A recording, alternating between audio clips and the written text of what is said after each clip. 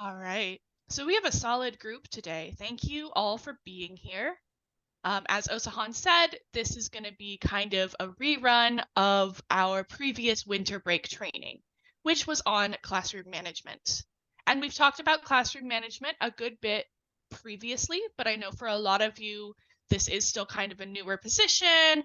And I'm hoping that even for those of you who are like veterans in classroom management, we'll have some kind of new ways to think about it and maybe even new strategies that work well for your site.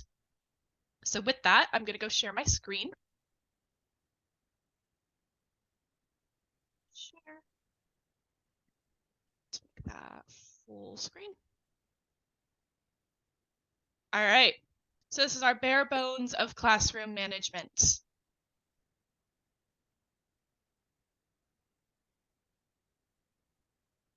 We'll do a quick icebreaker because I do think this is important. We're getting back into routine after a couple of weeks of break and things just kind of being different.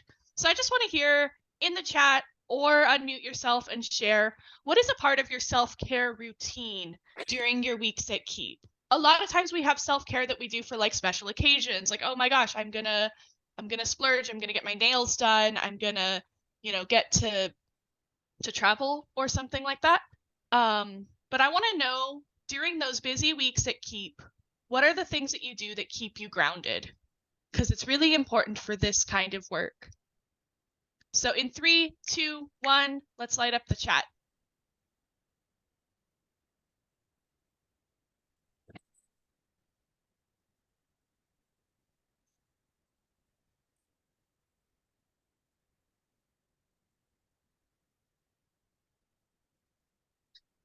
See friends, watch movies.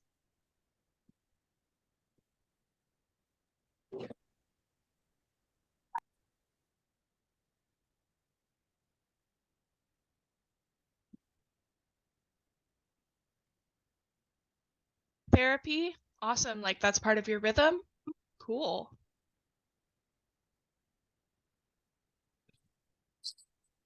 Cooking, watching movies, reading, writing. Yeah, writing is one for me as well.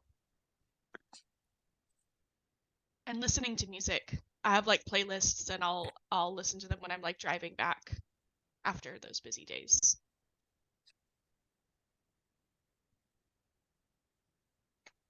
Prepping the room is like Zen for me. Awesome, Luna. I think you'll really like part of this training then.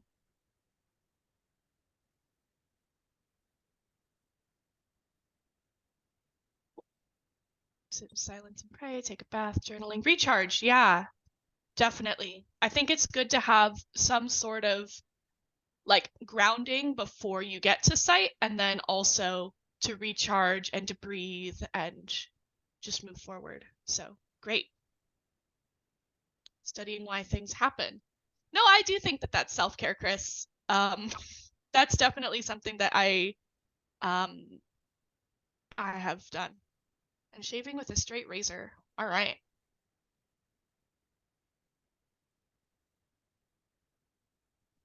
Sitting in the car before or after? Absolutely. Getting there even just a couple of minutes beforehand and having those little breathers, I think is so important. Therapy, quiet time. So we got a whole range of self-care here. That's great. I'm really glad that folks have something that they're doing regularly. Because I think sometimes we can get in the habit of self-care being like a thing that you do in emergencies or, oh my gosh, I've had a really rough week, I need some self-care. And that's true, but also those things that we do more consistently are going to be really important. And you're going to hear me talk about consistency a lot in today's training. So we have that, we make those firm foundations, and that's what's going to help our students.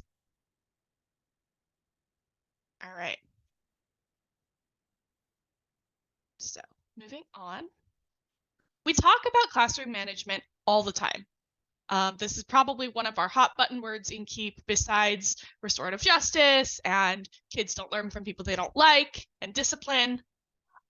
So I'm gonna call on 3 sites. If I call you, feel free to chime in as a representative, and I'm just picking sites at random. So if there's somebody who's not there from that site, that's fine. I'll move on to the next one. but I want to hear in your words what is and is not classroom management.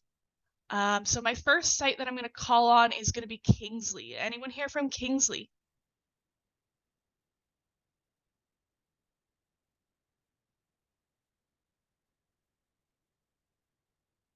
Okay, moving on. How about Pantera?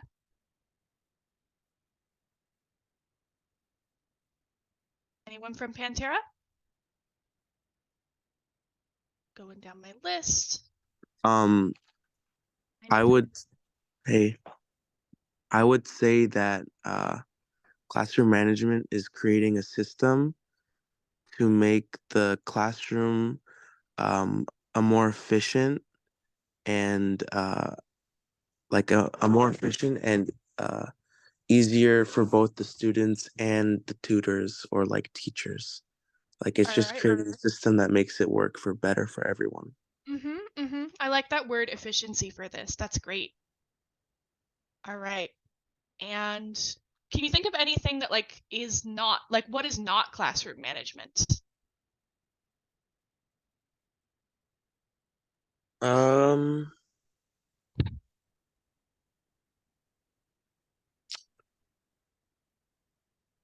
um, I don't know, like just like lack of planning to make sure we're prepared. It's not really classroom management maybe to jump in and say, okay, I haven't really planned a lesson, so here's what we're doing today. Yeah, it's not really managing. That's just winging it and hoping it goes well. So there's one of our what is it not? Classroom management is not winging it. All right. Thank you, Nathan, for participating. Thank you. Let's see. Call on another site. Do I have anyone from Madison?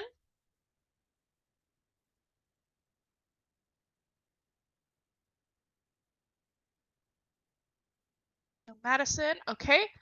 How about Golden Springs? What's classroom management?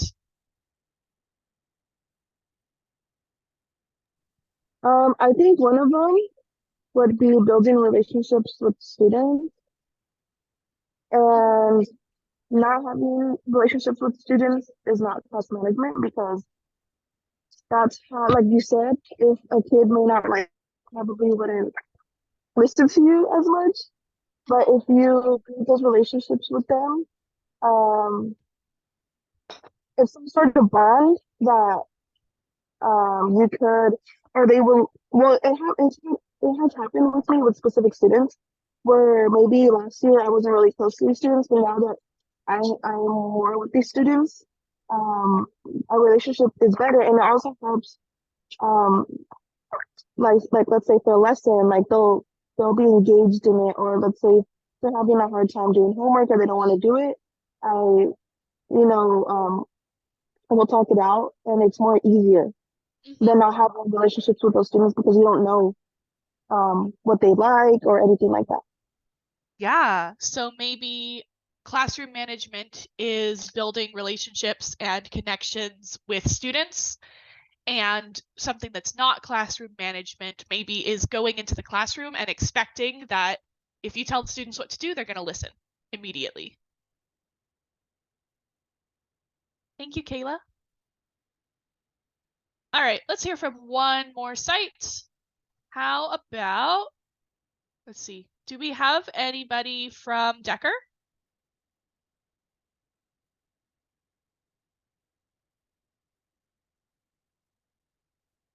All right. About Lopez? Hello. Hi. Um, so I guess what is classroom management could be setting expectations with your students, trying to have a plan of what they should be able to do, what shouldn't be going on in the classroom. And then I guess not classroom managing is not setting those expectations. The kids won't know what to do. They'll come in Like just however they want. assuming. that they'll figure it it's out? yeah. All right. Thank you, Tony. Yeah, so classroom management, I'm hearing a lot about efficiency. I'm hearing a lot about planning. I'm hearing a lot about connection. And those are definitely things that we're going to talk about.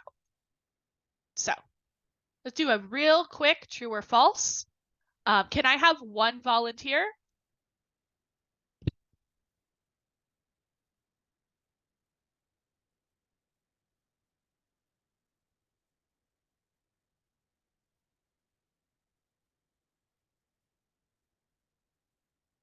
There's no clicking or dragging or logging in or anything required for this. We're just going to do some questions. Let's actually, all right. True or false? I want to have everyone participate, so let's just use reactions. Really quick, Oh. Chris volunteered in the chat. Oh, I didn't see. All right, thank you, Chris. So we're going to do some true or false. You can either do it in the chat or you can unmute, and we're just going to go short and sweet. So true or false, setting boundaries will ruin student relationships. False. False. All right, great. True or false, routine helps students feel safer. True. True. All right. True or false, the best way to manage your classroom is by being extra strict. Hilariously false. Hilariously false. Awesome. Yes. Do so at your own peril. You can do so, but watch out. Yeah. All right. True or false, most kids know when they're misbehaving and why. No, but Oops. false. Spoilers. Yeah. Yeah, false. All right. And all right, last one. True or false, like tutors, students can influence one another's behavior positively or negatively. True. True. All right. Thank you, Chris. And Of let's course. see. So, true or false, setting boundaries will not ruin your student relationships. They might rupture your student relationships for a time, but overall, they're going to make your student relationships stronger. Routine does help students feel safer. The best way to manage your classroom, as Chris said, is absolutely not by being extra strict and being someone that students are worried they're going to be going against. Most kids do not know why they're misbehaving, and they might not know when. That's true of a lot of us as adults too. Like, I'm not sure exactly why I did that thing. It just kind of happened in the moment. And absolutely, students can influence one another's behavior positively or negatively. A little later in this training, we will talk about chain reactions. Yes, Amy. Really quick, in case any of you are thinking in the back of your mind of a student that you have that specifically misbehaves, I want to make note of the word most there. Most kids do not know when they're misbehaving and why. There are some students who will do it on purpose and they know exactly why they're doing it. But here we're talking generally. Most students do not know why they do these things. Or they may have some idea, but they might not be completely clear on it. I don't know why I got angry. And then we're sort of trying to figure it out, that sort of a thing. Thank you for that. That is definitely true. All right. So moving on. So classroom management, you have all covered this really well, so I'm not going to go super detailed into it. But it's everything we do to establish a healthy learning environment for students. And what I really want to get across in this training, if nothing else, is this is not like a skill that you have or you don't. Like, I'm good at classroom management or I'm not good at classroom management. It's a process and it's a set of actions. There's a lot to this. So this training is going to focus in on kind of our 4 core areas of classroom management. I'm calling them our 4 essentials or our core 4. And those are going to be managing your time, managing your space, managing groups, and that kind of is where that chain reaction piece comes in, and managing individuals. So it may be, as you see this, you're like, I'm really good at managing my space. I love setting up my room. It's organized, it's clean, and I'm really good at connecting with individuals. But when that group dynamic starts happening, that's where I kind of lose myself. Or I have a hard time managing time and making sure that stuff happens on time. So As we go through, you'll probably note some areas where you're really strong, some areas where there's places for growth. Whenever we talk about these, we are going to give you a couple of strategies for handling them, what we would kind of call our best practices. So let's get started. So managing time. So like it says here, we have a limited amount of time. There is so much that can happen during a day at Keep. Sometimes there's emergencies that come up. Sometimes there are changes to schedule and all of that. So when you have time, like prep time, when you have time, like a moment to breathe, you need to use it wisely. The other thing about this is that this is really important, like I said, about with consistency. It is so important to know what to expect, not just for ourselves, knowing what's next on the schedule, but for students to know what to expect. The better we manage our time, the more efficient we are. It's going to help us to be more flexible and less stressed when things come up, because things will always come up. And then the more flexible, the more calm, the more adaptable you are, the better that's going to be for your students. This is something that's trauma informed. Students who have been through trauma, especially all students, but especially these students, need to know what's going to happen, because otherwise they really have a hard time managing emotions. Consistency with managing your time and giving notes on what to expect and all of that is also going to be really, really good for students with autism or ADHD, or students that you suspect of having those traits, since they may not always have a formal diagnosis. Again, it's consistency. Again, it's routine. So how do we put this into action? That all sounds great, Sketch, but what are some things that we can do? One of them is working the clock. So this looks like giving countdowns. This looks like giving reminders. Raise your hand if you've ever tried to get a group of kids to clean up and get ready for supper or for snack. And then you have some that are ready, but you have some that are just dawdling and take a really long time. And then you start running late and then everybody feels stressed out.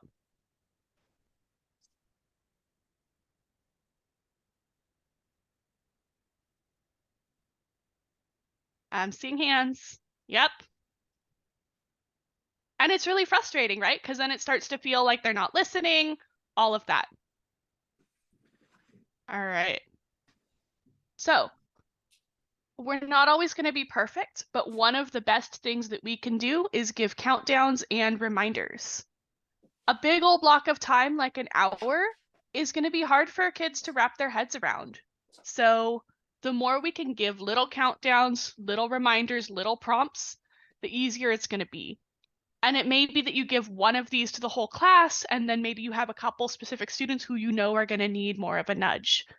So, for example, I'm just going to continue using this. Let's say that they're doing an activity, it's a little bit messy, and you need it to be cleaned up before they go down to eat. I'm probably going to do something like, okay, we have 20 minutes left. So whatever you're finishing doing, I want you to finish that, and then it's time to start cleaning up. And then I'm going to do it again when I get down to 12 minutes or 8 minutes. And I'm going to say, all right, you should be cleaning up. It is now time to start packing up for supper. The more that I give this, the less last minute it's going to be. The more kids are going to be able to shift gears if they kind of need that mentally or emotionally. And it's just going to help overall with following those directions. And maybe I'm going into specific students and I'm saying, hey, Mateo, have you finished cleaning up yet? And I'm just giving those little reminders as I walk around the classroom and I make sure people are following my directions. The other thing with this is that it can be really, really helpful to give like irregular increments of time. Whoops, my bad. So you notice that I'm not giving those round numbers of 30 or 10. I'm kind of giving some odd numbers, 12, 6. And that is because when we have those, it kind of stops us from going on autopilot. So something you might try is, all right, I'm counting down. You have 37 seconds to get in line and potentially start counting. Or we are going to take a brain break for 3.5 minutes. And you are keeping track of the time. If you need a timer, we do have timers, I believe. And then of course, if you are at a site where that's it's possible, you may use your phone timer or you may look at the clock.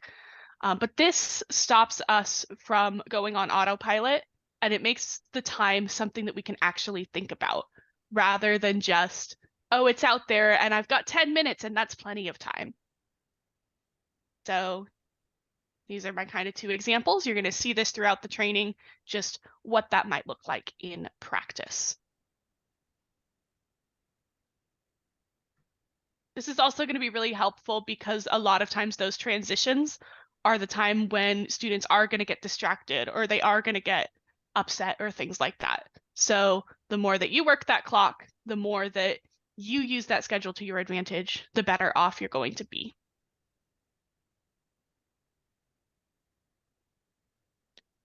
And here we go in action, smart scheduling. So this kind of taps into some of the changes that we've had this year. So we no longer need to set up the snack individually for all students. So once the snack is laid out, tutors can take a scheduled break. It's really important to take your breaks. It's going to help you to feel more able to do things and to cope with setbacks when they come up. And talk about it when you come to your site and figure out who's taking their break when, and then stick to that. Because also, if you know that you have a break coming up in 20 minutes, you're probably going to be less likely to have those moments of just, I need to step aside, I need to step aside, I need to step aside, and more likely to be like, okay, I can hold on until my break, and then I'll recharge, and then I'll come back. And that just minimizes any of the confusion or miscommunication that can happen. And then also with smart scheduling, I think it's important to keep your students together as much as possible. Try not to make too many trips back and forth because that's going to add to your dead time. And as anybody who has gone through an onboarding with me in the last, I would say the last year at this point would know, dead time is when students start to entertain themselves or get into trouble or they get bored as they're kind of getting from place to place. So the goal with this is not to be like regimented in a way that is going to be overwhelming or not allow for any flexibility. It's just to be efficient and smart about how you're using your time. Is there anything you want to add to this one or anything that we've talked about so far with time management, Amy? Nope. All right. This is probably the most straightforward of the 4 essentials that we're going to talk about, but it's also, I think, one of the easiest ones to have fall by the wayside. So if you're not giving those reminders, if you're not giving those prompts, for example, definitely start doing that. And we're going to move on to managing space. So like it says here, your classroom space is going to play such a big role in your classroom management. I know that people talk about different feelings when you're working in a classroom that's kind of all your own, that where you can display things and such, versus a space that is shared among multiple programs or that is being used during the day. But I'm also talking about personal space and being able to manage that. I'm talking about minimizing chaos in terms of students getting up for supplies. And we're also going to talk pretty briefly about homework grouping. The more that we have a structure for the space, really the more you're going to reduce chaos. That's going to make the classroom safer. That's going to help with the unexpected, probably not reduce it completely, but make it a lot less of an overwhelming thing. So homework grouping. This is important when you have a large group of students. We have lots and lots of strategies for this. So pick what makes sense for your site. One thing that you could do would be like sections, splitting the room up. So, okay, so-and-so is going to work at this table or work with the students at this table. So-and-so is going to work with the students at this table, and maybe just kind of alternating if you've got 2 tutors in the classroom. You could also just do half and half. I'm going to take this half of the room, you take this half of the room as you're walking around. But we could also group by teacher or homework. So if you know that a certain group of students always have packets that they have to work on, have everyone who has that packet sit over there, have everyone who is doing kind of their independent stuff, doing their apps over here. You still have smarty ants, come over to this table. There's grouping by subject. So we can say, okay, English over here, math over here, and then, oh, okay, so you finished your English, so come over here and we're going to work on some math. And then lastly on here is the around the world method. So around the world is one of the methods that we use a lot when we're trying to manage space, and especially if you're like trying to play off of another tutor in the classroom. One of you is going to be walking around continuously. That's the person who's going around the world. So you are supervising the full class. You are checking and making sure students are doing okay. You are basically kind of taking that bird's eye view. And then that frees up another tutor to kind of give those individual supports and assistances if needed. And at no point are students unattended because you both have your backs turned and you're super focused working on some math problems. So, and just a simple example, and I know these are all very straightforward, would be for homework grouping. Okay, so who still has to do seesaw? You have to do seesaw, you have to do seesaw, and kind of counting out. Okay, I got 10 students who have to do seesaw. Okay, so come join me over at this table. This is where I'm gonna help you through the instructions for this seesaw thing that you're doing. And then I'm gonna start walking around. I'm not getting stuck at one table. I'm just continually moving.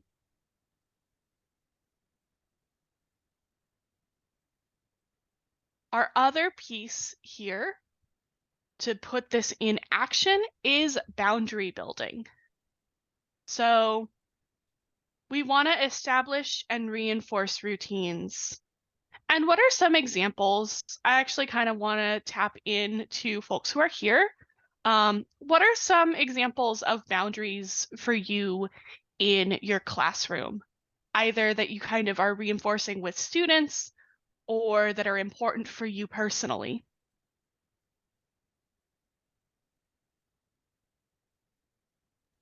I'd say one thing is making sure the kids are not touching each other or the tutors. Mm-hmm. Awesome. What else? Go for it, Chris. Making sure that people don't gang up on each other or put each other down, and getting on to problems when it's gestures and body language and tones before it's hurtful words and hurtful actions. Yeah, I'm hearing that piece of like nipping it in the bud before it becomes a huge thing. Thank you. The personal bubble, says Cassandra. Absolutely. Yeah, who loves it when students come up and tug on their arm or tap them on the shoulder when they need help? Who like absolutely loves it? It's their favorite thing ever. I see no hands. Yeah, that's about what I expect. That is something that really puts me on edge personally. And I love working with students and with kids. I do that when I'm not working with KEEP as well. But I do not like being touched without consent. That's personal for a lot of people. So we have the opportunity to help build those boundaries for students, especially if they haven't really had those boundaries kind of drawn for them before, whether that's just no one's really talked about it, but it's still kind of there. For a lot of students who maybe were in lockdown, I always kind of try to give the rule that like that was a couple of years of that social learning that got missed. And so we're still building that back up. It's been a couple of years, but we're still doing it. So the more that we establish and reinforce routines, remind students, this is what we do in our after school program. This is what we do in KEEP. the better off we are going to be. Now, if this is something that's new to you, if this is something where you have students running all around the classroom and coming and tapping your shoulder and coming and bothering each other and giving hugs without asking and all of that, I want you, and you feeling kind of overwhelmed, I want you to be patient because it takes 2 to 3 weeks to change a routine. If you get students who are all clustering around you in the classroom and you're trying to change that so that they learn to raise their hands, like my little example here, it's going to take time and it's going to take consistency. So we can also offer structured choice alternatives. I'm going to touch on structured choice in a little bit, but really what this is I'm going to acknowledge what the student needs. So I know you have a question and you really want some help. So I'm maybe talking to another student and someone's come up and they're tapping me and they're like, I need help. I'm going to say, so in Keep, we need to raise our hands when we have a question. So you can wait respectfully here, or you can go back to your seat. Which one of those do you want to do? And I'm giving that student a choice, but those are their 2 options. At no point am I doing this where I'm like kind of shaming the student for what they're doing. I know that they have a question. I know that they need help. All of my students in my classroom need help. But I am telling them, hey, these are your choices right now. I saw this was in the chat. I think it's important to use multiple styles of communication, depending on how your students are, their age, the kind of group that you're working with, all of that. So I'm a fan of kind of using a visual and a hands-on style at the same time. Like, show me, how big is your personal bubble? And if the personal bubble's really, really small, I'm like, okay, so let's make that personal bubble a little bigger. Mine is a little bit bigger. Can you see where my personal bubble is? For really young students, I think this was one of your ideas, Amy, was airplane arms, sticking out your arms. Okay, how big are our bubbles? And if it's something where like students are, maybe they start out with a lot of boundaries, but then those boundaries sort of devolve over time, what you might do might be like periodic space checks. Okay, how close am I to everybody else? Oh, do I need to move? How do I need to recalibrate? Anything you want to add to this one? No, I feel like that's pretty thorough. All right. We're going through, this training is typically a little more interactive. We're going through it a bit quickly, but I think we're going to slow down in just a little bit. We've been together for, let's see, do we want a brain break or do we want to keep going? I would say a brain break should be at about an hour. Yeah, that's what I'm thinking. So let's do our triage and then we'll do a brain break. And we can go in a little more detail on triage. Okay, so I just spoiled what I was about to talk about. We are gonna discuss triage. And I am wondering, first of all, raise your hand if you have heard of this word before.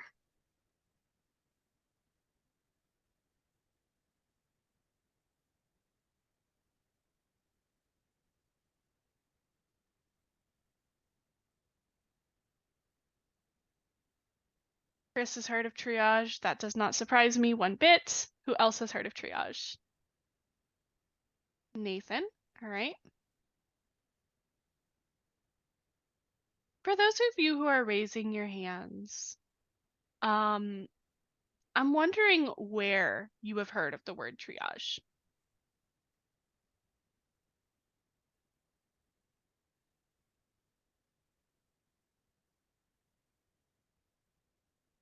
I'm asking this because I always kind of get some interesting answers.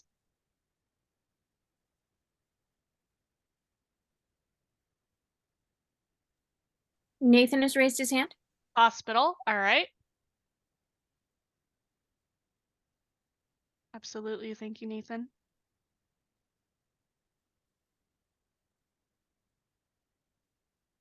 Last time I asked this question, a lot of people said that they had heard of this on like medical shows.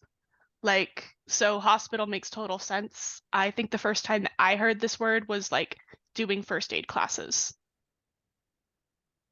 So for those of you who have never heard of triage, triage is a fancy way of basically asking, what are we prioritizing? So for example, when I talk about this in terms of first aid, if you have somebody who has a skinned, like a scraped knee, and you have somebody who has a broken arm, you're probably going to try and tend to that broken arm first. Or somebody who is bleeding versus somebody who's just got a paper cut. Everything is important. We want to make sure that everybody gets care, that everybody gets support.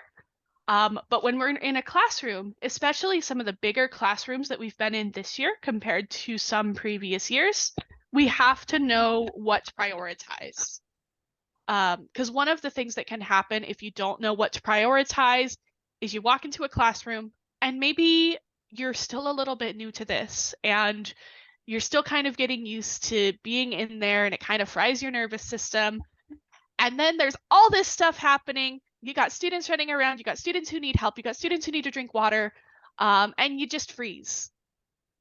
And we want to make sure that we're able to be active, that we're not just freezing, that we're not getting stuck in our heads, we're present with our students. So, by and large, here's our rule of thumb. Something that's going to be a threat to immediate safety is going to be the first priority, and we're just going to kind of go down the spectrum to the end, which is just disruptive behavior or something that like requires a little special trip or something like that.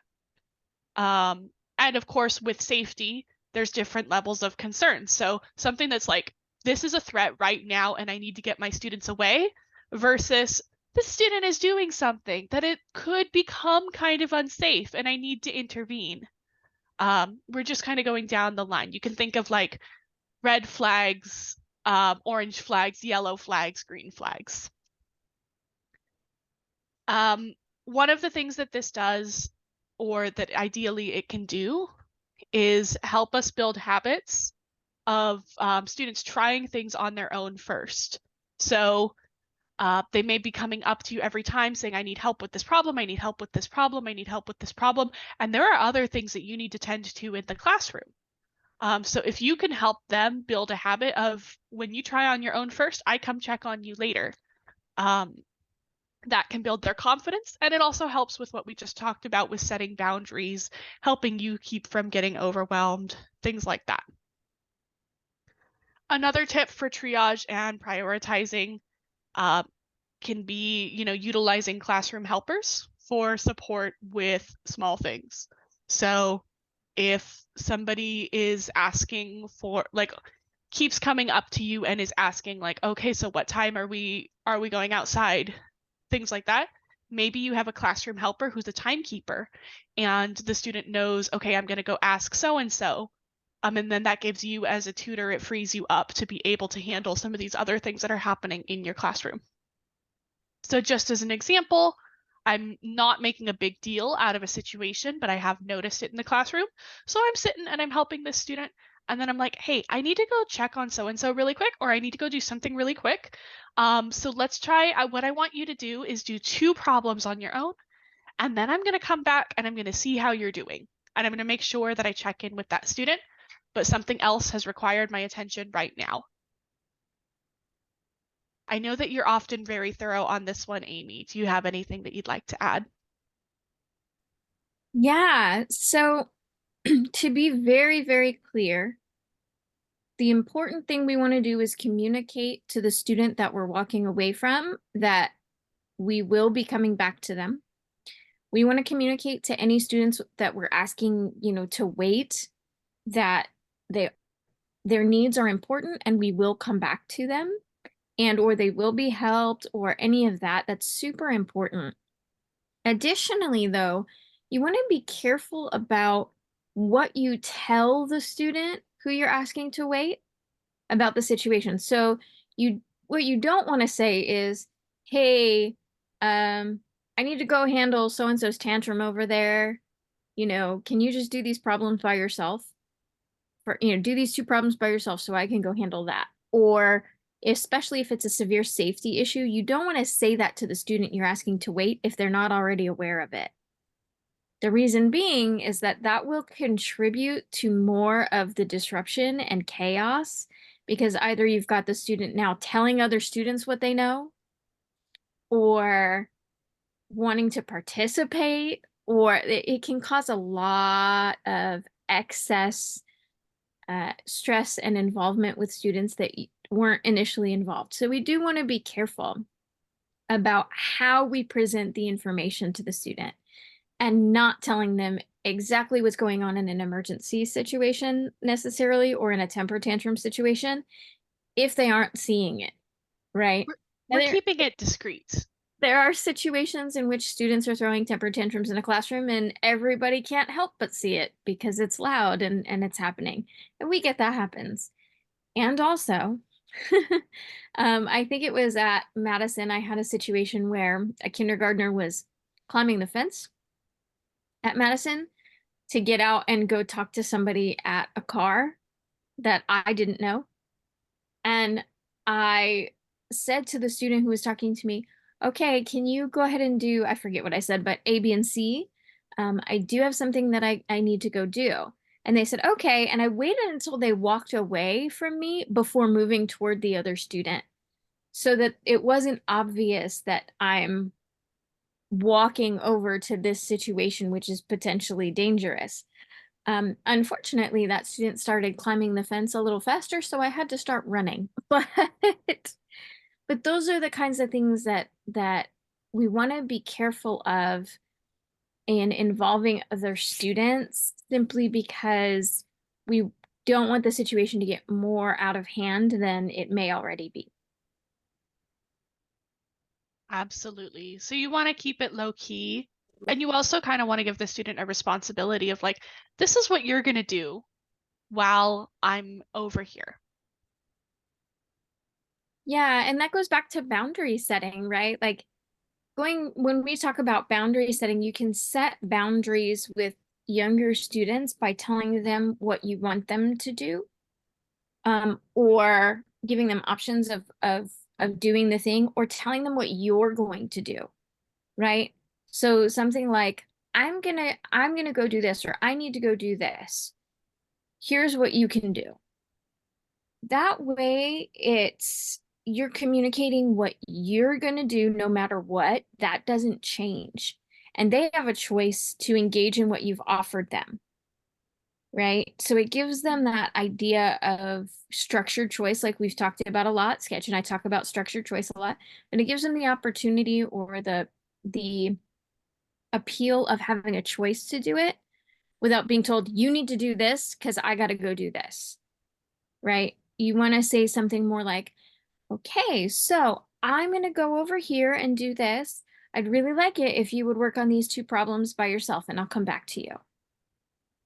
And that is a way of setting a boundary with the students, because you're telling them, this is what I'm doing, period. This is what I'm doing. This is not a discussion. Don't say that, but by the fact that you're making a declarative statement, it's not open for discussion. They're not really negotiating. Yeah. So those are the things that I would recommend, and we'll get into a little more. If you're asking me to come to your site, I'll get into a little more of boundary setting there. All right. Yeah, I think the only thing that I would add to that also is that I think sometimes we can worry of like, oh no, I was working with this student and then I had to step away to go deal with this other situation, and now the student is going to feel like rejected or something like that. It's going to mess up the relationship. One, that's why you come back. And 2, you have an opportunity to praise them and say, you know what? You were being really, really responsible when you went and you did those 2 problems when I had to handle this other thing. And I was so glad that I could trust you with that. And that can help build relationship too, and help the student say like, hey, I did a good thing. I helped my tutor. And these kids want relationships with you. I can't count the number of times that I either was bringing supplies to a site, especially back when I was a coordinator, or I was subbing or I was observing, and students are always like, "Are you a new tutor?" Like they want to connect with people a lot of the time. Not always. I know there's lots of different situations. But being able to be an adult who is caring, who has a relationship, and say, "You did this really good thing, thank you," can make a real big difference. So we are going to put our triage skills to the test. And this one is yours, Amy. I'm going to stop sharing. You want to pull open your whiteboard and we'll get a couple volunteers. Sure. Can you go ahead and work on getting the volunteers while I get the whiteboard open and ready? Yes, I can. So we're going to play a little game of classroom triage. We're going to have, we have two little colored sets of scenarios. And I would like 2 volunteers who have not already spoken today to join me. You don't need to log into anything. I can click and drag, or Amy can click and drag. But I want to see you put your classroom triage skills to the test.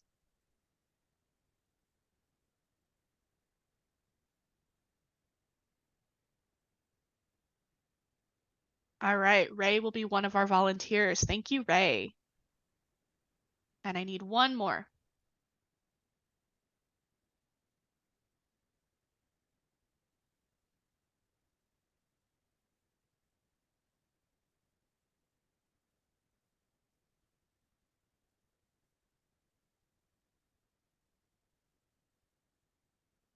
Ray and Chris. I love all of your participation, Chris. I want to check and see if there's anyone who has not already participated, and if not, then I will go back to you. No worries. All right, thank you. So raise one of them.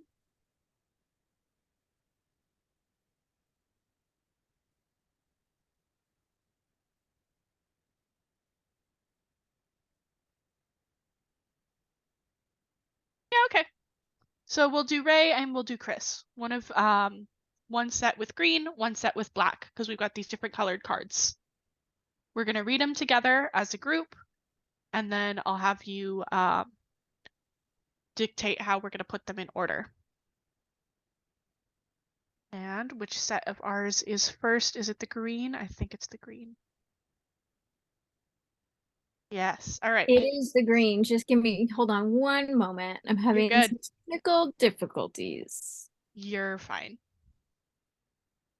I'm just gonna open it so that I can start moving them.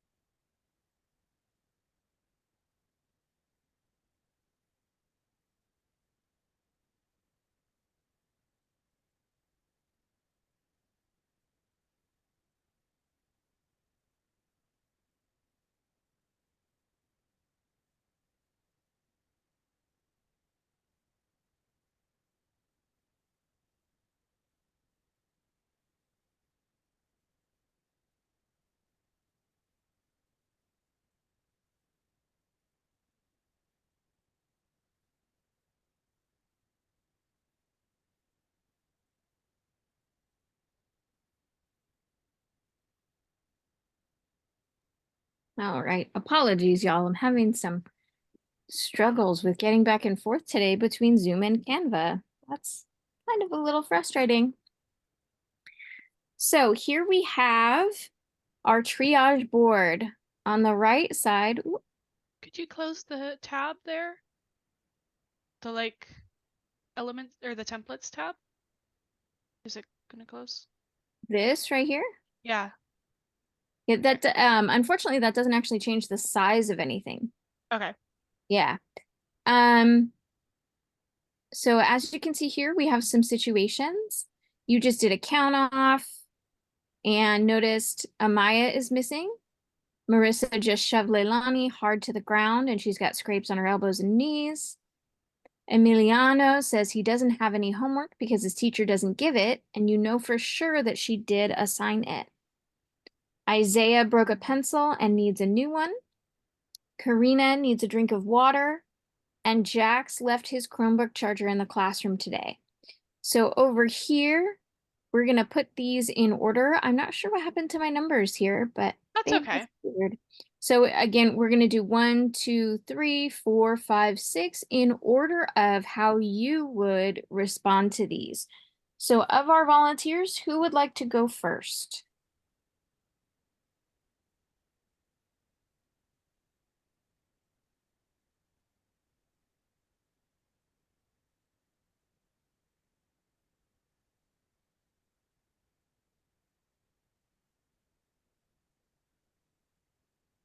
I'll go. I'm sorry. I'll go first. All Okay. right. So The just dictate them and I will I'll put them in order, or Amy can put them in order. Marissa just shoved Leilani to the ground. All right. I would handle that first. And the reason is because Amaya might still show up. Amaya might be talking with a peer. They might be talking with their teacher. They might have forgotten something and went back for it before they checked in with us.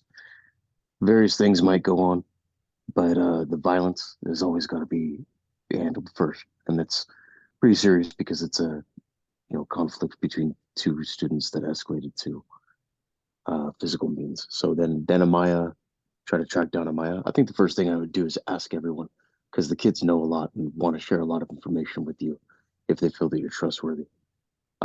It's funny because I've seen other adults ask, "Oh, does anyone know where so and so is?" And these kids are like the mafia; they don't want to tell you nothing. If they don't, they're like, "I'm not." You can find them.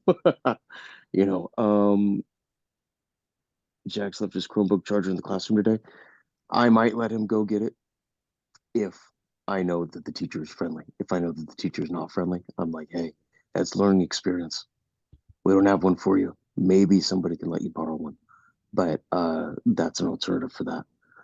And And the only reason I'm gonna what Go order ahead. would you handle that in though? 3, Third? Me? All right. get Isaiah a new pencil and tell him to be careful with this one this time. Give it to them and say, "Hey, try not to wreck this one, okay? I don't know what kind of hardcore stuff you're writing over there, but be careful." Karina needs a drink of water, and then I'm gonna tell you why I'm leaving Emiliano last. I'm leaving Emiliano last because I'm gonna bring Emiliano over the phone, and I'm gonna say, "Who's your teacher?" "Oh yeah, okay, so and so." I see their extension here. I'm gonna pick up the phone. I'm gonna say, "Hey, listen, I'm gonna call them right now. I'm gonna ask them.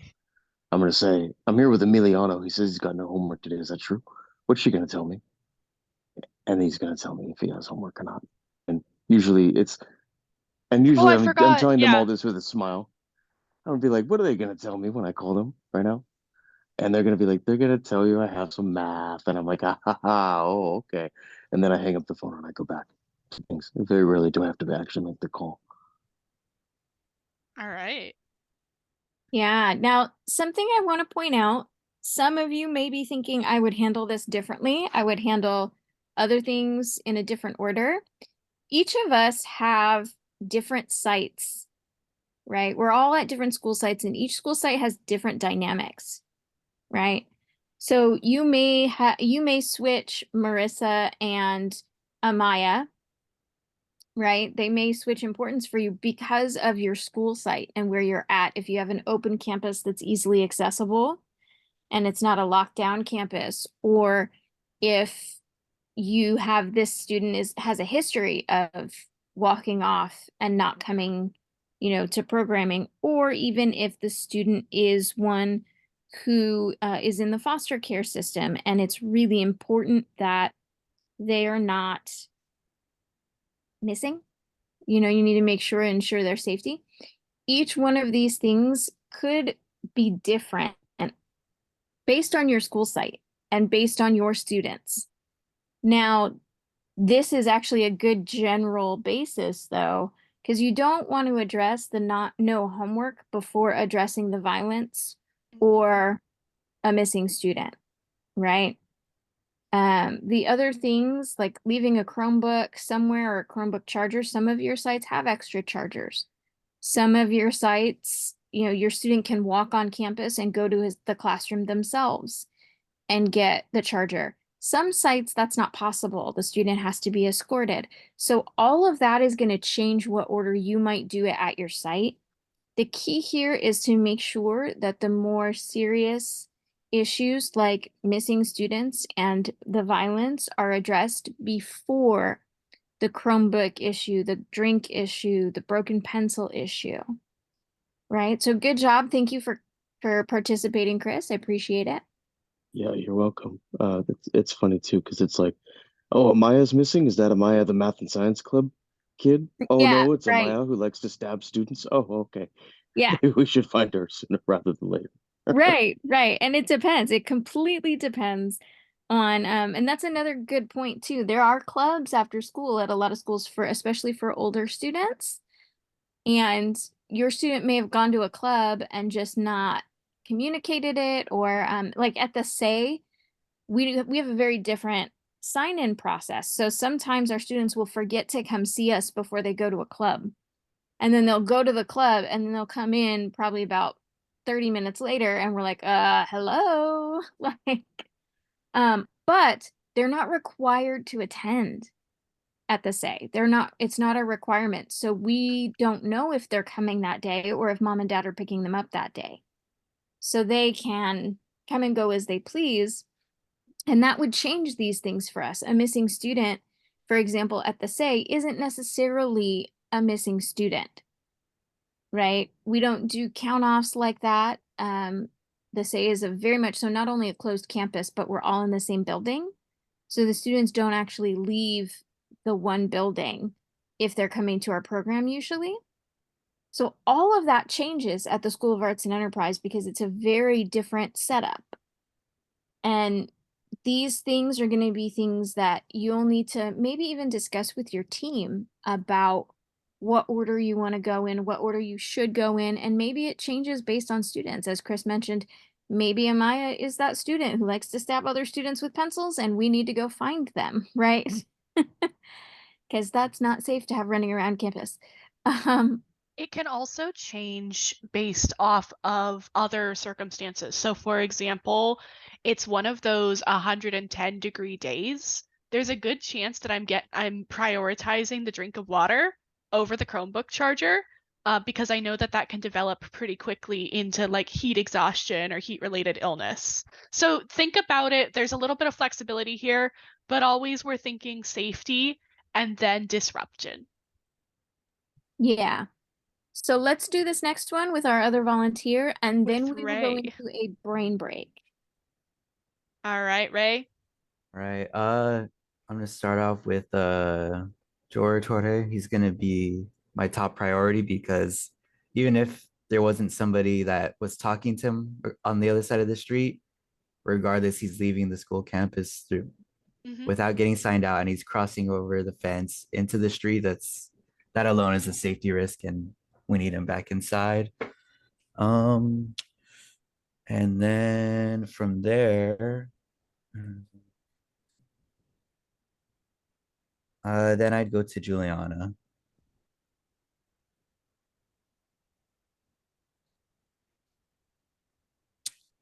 And then I would address Maria first.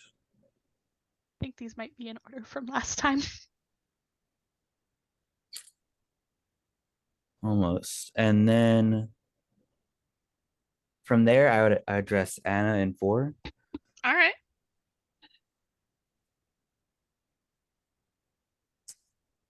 And Sketch, kind of like you said, I would address water first before restroom.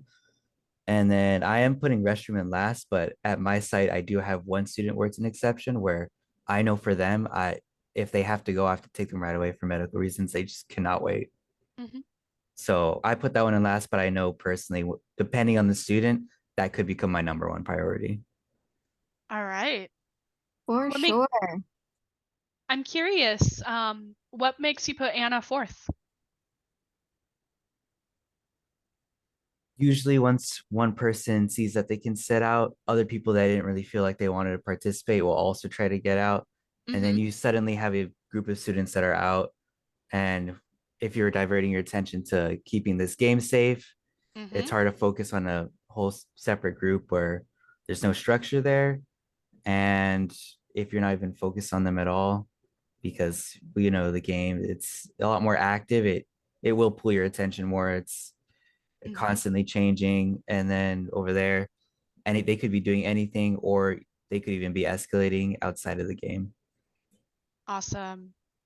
Yeah, Yeah, and that's that's a good point. actually that brings up a really good point of with Anna, she doesn't want to play the outdoor activity. I would still give her something structured and specific to do. Right? Sorry, they're picking up trash literally right outside my window right now. I don't know if y'all can hear that. But like for example, for Anna, I would say, well, you don't have to participate.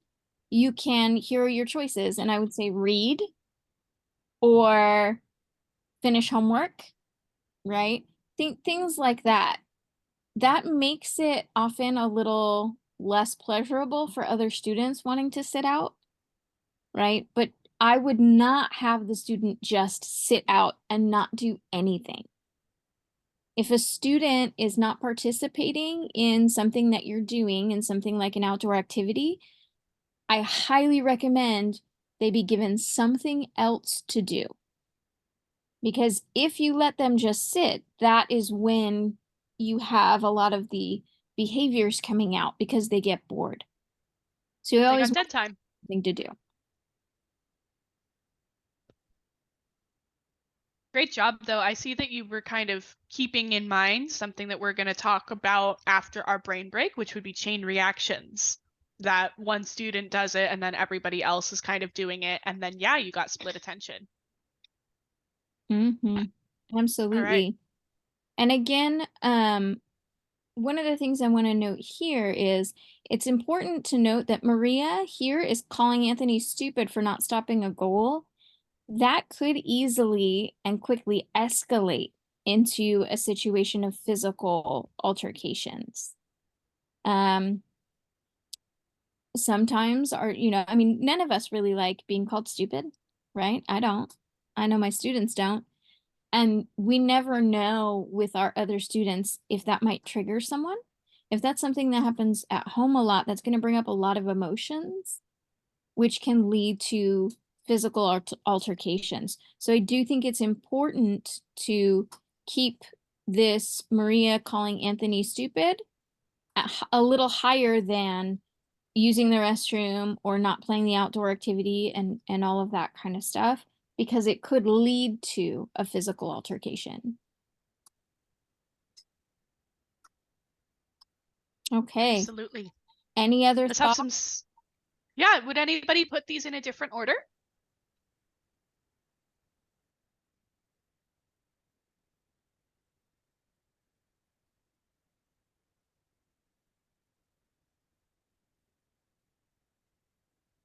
Let's have some snaps for our volunteers. Thank you both.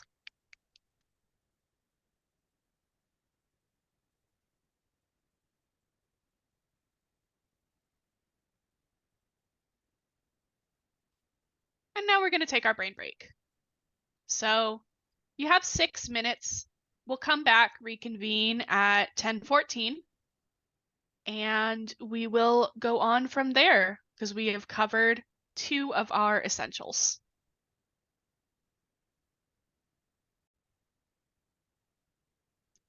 Perfect. Go. All right. So we have gone through and touched on 2 of our classroom management core 4. We've talked about how important it is to manage our time, both for ourselves and for students.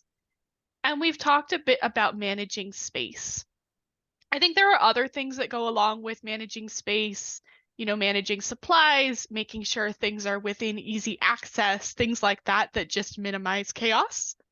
But those kind of tie into what we're going to talk about here with managing groups. So everyone can see my screen. Just make that full screen. All right. So managing groups. When I'm talking about managing groups in a classroom, with everything that we talked about, where being strict is not the best way to do this or the best way to build student relationships, we are talking about shaping a classroom culture. So thinking about what you want to see in your classroom, in your after school program. And it's a little bit of a balancing act that we do here. Because on the one hand, we're thinking about PBIS expectations. Does anybody know their PBIS acronym for their school? They're the ones that are on the little posters. They've got the different words for each letter.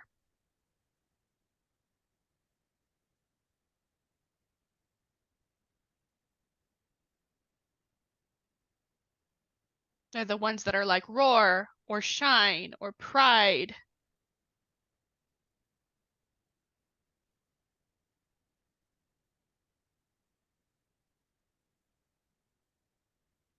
All right, well, I have homework for you then. When you are at your school site next, I want you to find those expectations, and I want you to work on memorizing them, because they're really good for redirecting students. They're really good for maintaining expectations. Thank you, Ray. You have RRR, ready, responsible, respectful. Yeah, definitely. A lot of times, one of them is usually about safety. A lot of times it's respect, but I know that they're all a little bit different. So get to know them. They're oftentimes in the office when you sign in, or some sites I've seen them on bulletin boards. I've seen them in classrooms. So we're thinking about our PBIS expectations because that's like the school culture, but we also do, even with our kind of arranged marriage with TLC, I mean, Justice for Youth has our principles too, and those would be our 5 R's. So our first 3 R's are respect, relationship, and responsibility. Whoops, keep going forward. Respect, relationship, responsibility.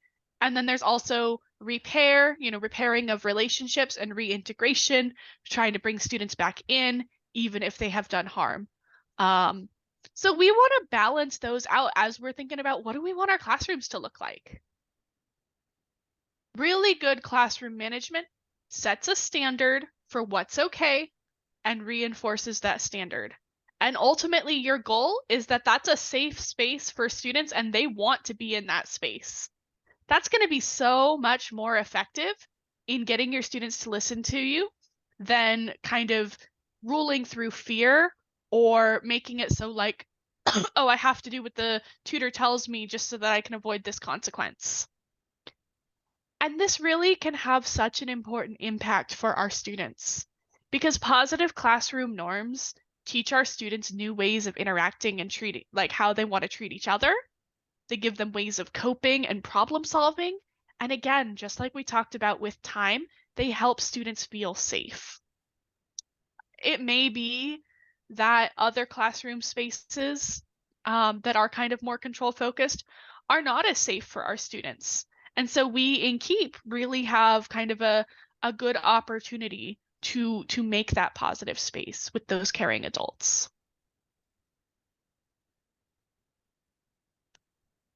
One of our cornerstones for managing groups is group agreements. If you don't have group agreements already, it's something that you need to get on. And the naming for this matters. So does anybody want to give me a guess why I'm saying these should be group agreements and not classroom rules? Someone who hasn't participated already. Yes, please. Some new voices. And if not, I'm going to start cold calling.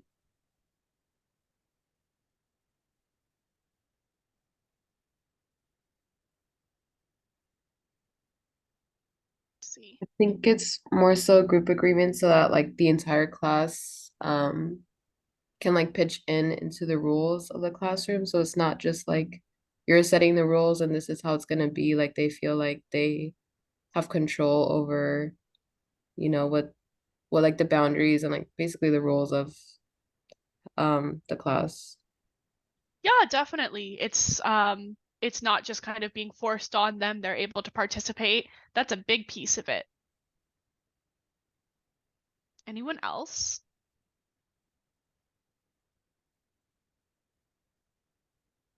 Amy, you've already spoken today. No, go for it. I'm kidding. One of the tenets of Justice for Youth is that our clients feel seen, heard, and believed. And running things like group agreements helps our students feel heard. Absolutely. The other thing that kind of can go on with rules is that can kind of form a culture of like do's and don'ts. And while we do want to have boundaries of like, okay, here in Keep, we don't do that. When we have a whole bunch of no doing this, no doing this, no doing this, it can almost tempt some students to tattle. Like, oh, we're not supposed to do that in the classroom. So and so's doing that. And that can, increase tensions between students. It may even be one of those factors that contributes to bullying or to retaliation.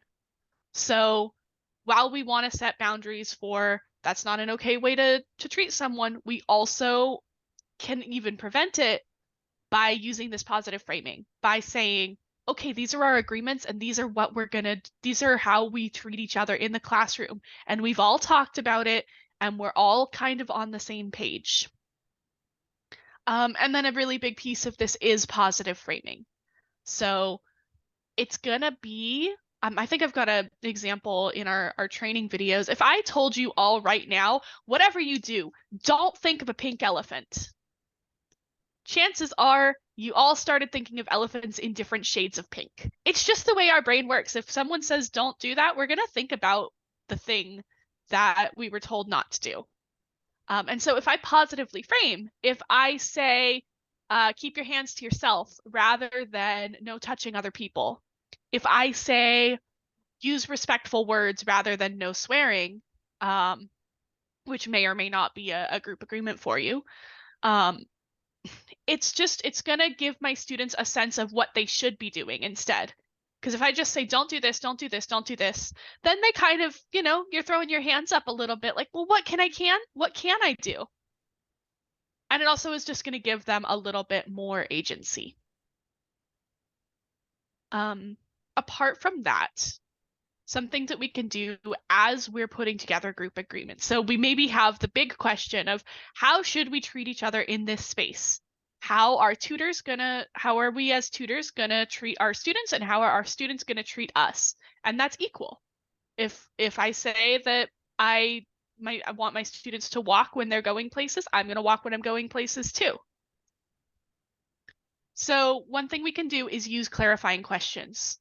So let's say that let's just use one of these examples that Ray gave and say that our expectation in our group agreements is be respectful. I have a student who says that. I'm like, oh, okay.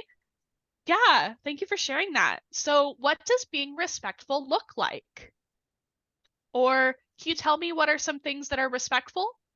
So that way we can get really clear down to what kind of behavior is okay in this classroom. Maybe something that's respectful is one person talking at a time. And then we can ask, okay, so how are we gonna do that? We're gonna raise our hands when we need help. And now I've got something that we can all agree, hey, we said we were gonna raise our hands. You might even ask with your older kids or anyone who's not like super young, what does that mean? And you could even bring in your PBIS agreements for your school. So going off of Ray's example, one of our values in our school is to be responsible. Do you know what it means to be responsible? And it might mean that they might not know that word, or they might have heard the word but not really know what it means, or, and you can use that to help them grow as well. Well, where have you heard that word before? Oh, you've heard that when you're talking about doing chores. Okay, so what do you think it means? Go for it, Amy. Oh, I just forgot to lower my hand from last time. I'm sorry. Oh, okay. It looked like you had raised your hand again. It like blinked. No worries. The other thing with group agreements is that we don't just want, it's not just a sit and forget it kind of a thing. We want to review them, we want to revisit them, and we want to redirect often. Otherwise, it's just going to sit in the corner gathering dust. So review, okay, so we're talking about this. Maybe we got back from break. Let's just take a minute, talk about our group agreements. Is there anything we want to change? We want to go over these when we have new students coming in, and we want to give them the opportunity. If you're having everyone sign it, you want them to sign it as well. You want to ask them like, hey, is there anything that you would want to add to this, or anything that you have questions about? And we want to redirect often, so that we can continue to consistently bring this up as our classroom norm. So for example, here I have one of these little examples. Hey, so we have an agreement to be respectful in this classroom. Am I being respectful to you? Are you being respectful right now to me? And I'm maybe going to go into my 4-question strategy, which I think you all should know at this point because I've onboarded almost all of you. And if I've not onboarded you, we've definitely talked about this in training. So are you being respectful right now? Yes or no question. Answer is no. Okay, how can you change that? Or answer is yes. And then you might say, oh, really? Because or what does it look like to be respectful, or something like that. We want, again, like I said, with this not gathering dust, we want our classroom agreements clearly displayed in the space. That way students can see them. That way there's a reminder. Maybe with little kids, you might even have pictures that go with the classroom agreements if they're still kind of learning to read. But you can be doing this with your younger kids as well. And in fact, you should. You can have students sign agreements for accountability, and then that holds you to them too. You're signing it as well. And you really want to be aware of them. Don't put anything on your classroom agreements that you are not okay with also doing. There's kind of some humility that comes into this. And lastly, this doesn't have to be a small group thing. I know sometimes people worry like, oh, well, this is something that works with like 10 students, but is this going to work with like 30 students? Yes, it will. But what you need to do is split your students into groups. So maybe we've got, so give me a good example. Maybe we've got groups of 5 students, and every group is going to come up with some ideas for the group agreements, and then we're going to talk about them all together and we're going to pick them. There's going to be some overlap probably already. So we can use that to our advantage. Amy, anything else on group agreements? I know you've got lots of stories about this. I got lots of stories about a lot. By the way, my camera You had is group agreements at Lexington, right? Yes, we did. I will say I'd say the most important thing is making sure that you follow your group agreements as well and allow your students to hold you accountable to them. The one story I tell when we talk about group agreements, sorry, my cat is going nuts right now, y'all. That's why my camera's off. One story I tell about group agreements at Lexington is we had one that said walking feet, which meant, not running inside. And this one time I was in the back of our cafeteria and I ran out the side, like out to the front to the side door. And the students were like, you ran. And I was like, you know what? You're right, y'all. I did. I broke our group agreements and I apologize. And then I made myself go all the way back to where I started from and walk it out, which is what we had our students do. So it's very important that your students see that the rules aren't solely for them. right? Quote unquote, or the class agreements aren't solely for them. It's a group agreement of all of us agreeing that we're going to engage in these behaviors while we're in the program. If we do take the approach of, rules for thee and not for me, then as leaders, as tutors, that hinders the relationship we have with our students. And it can damage the relationship we have with our students, because then we're just like every other adult who always tells them, what to do and not to do this and not to do that, but then goes out and does it themselves, right? Like mom and dad say eat healthy, and then they go out and eat a whole bag of hot Cheetos. Like, how is that fair, right? So I would say, be mindful of that. Be mindful of paying attention to your group agreements, not just for your students, but to be sure you're following them as well. Absolutely. We're not above them is really the thing that we're trying to get across. And that ties in, I think, to our principles of respect, relationship, and responsibility. So this is our best practice. If you've got rules and not agreements, I would change it as soon as you can. Amy has offered previously to come to your site and literally do these with your students and lead them through the process. So if you're feeling a little intimidated by that, that is an option. And if you need something to display these on, because maybe you've got a little piece of paper and you want something bigger, let us know so that we can try and get that to you. Also, really quick before we move on to this, I have been at a few sites where the group agreements are not positively framed. If we're calling them group agreements, they need to be positively framed, because if you're not positively framing your group agreements, then it's just another set of rules, and students know that, right? They know that. Raise your hand if you know what we mean when we're talking about being positively framed.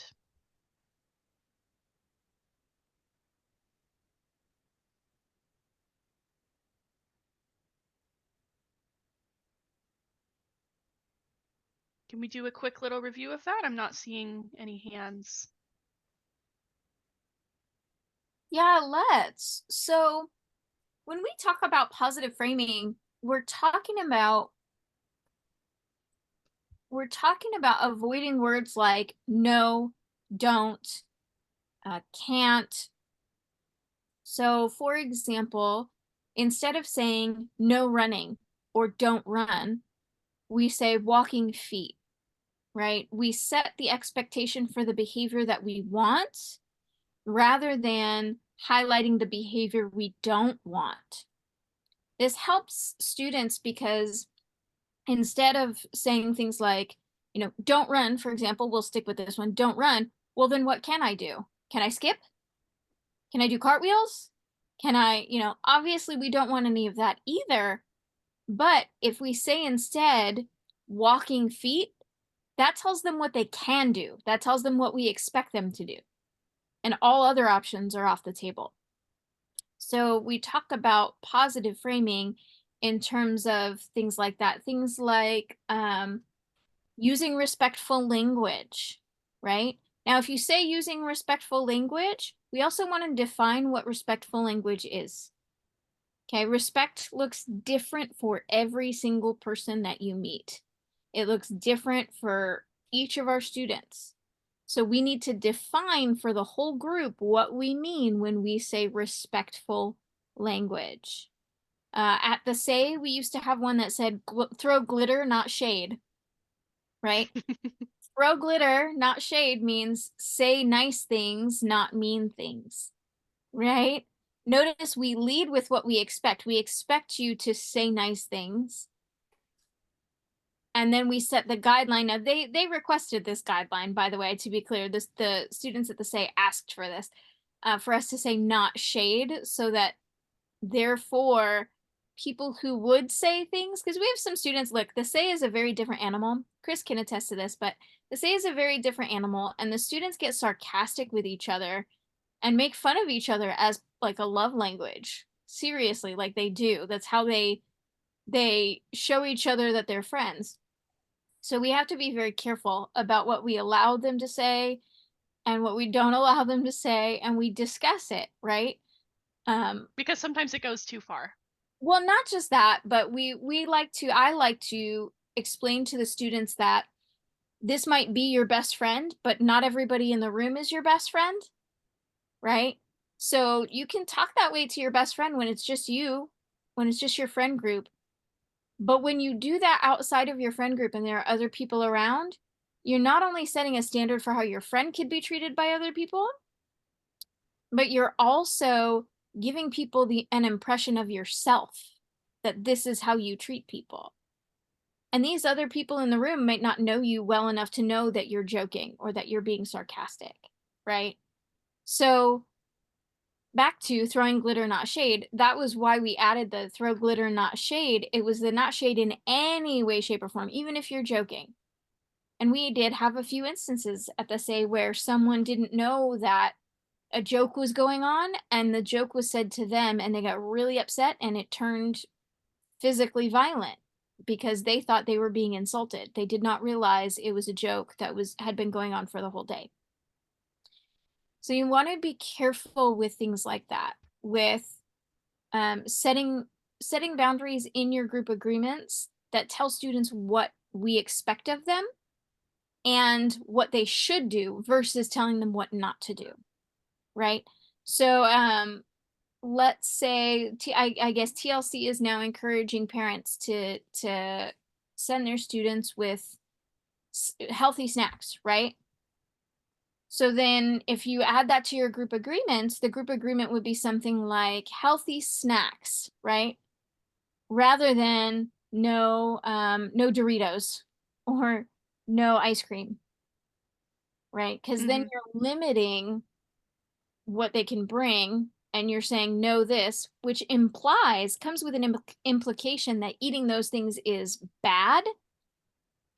When eating those things isn't bad, it's all about moderation, right? So we don't want to communicate that something that their parents, let's say a parent sends a student to school with Takis, right? We all know this happens. Everybody gets Takis at school. We don't want to communicate to the student that what their parents sent them with, the snack their parents sent them with to school is a bad thing, right?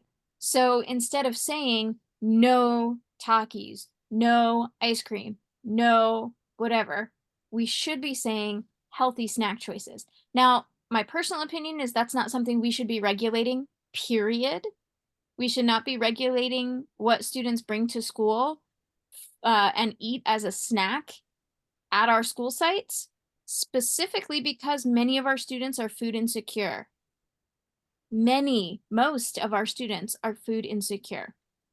And they bring what they bring because that's what their parents can afford and that's what their parents have sent with them. And that's it. But that's me.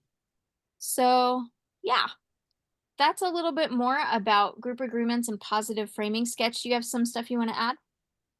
Yeah, I want to practice this a little bit. I'm going to give you a couple of examples and I want people to put in the chat what how they would positively frame this. So here's my first one. No yelling.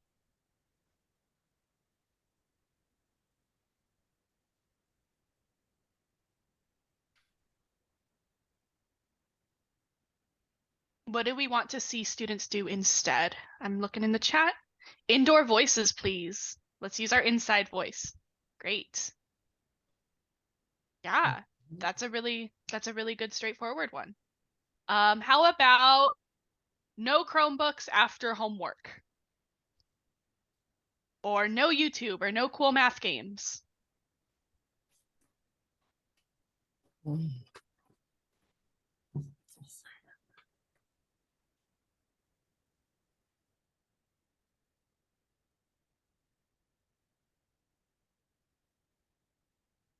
That one's a little bit trickier. I might say, I might make an agreement that when we're finished with homework, our Chromebooks go in our backpacks, or we close our Chromebooks.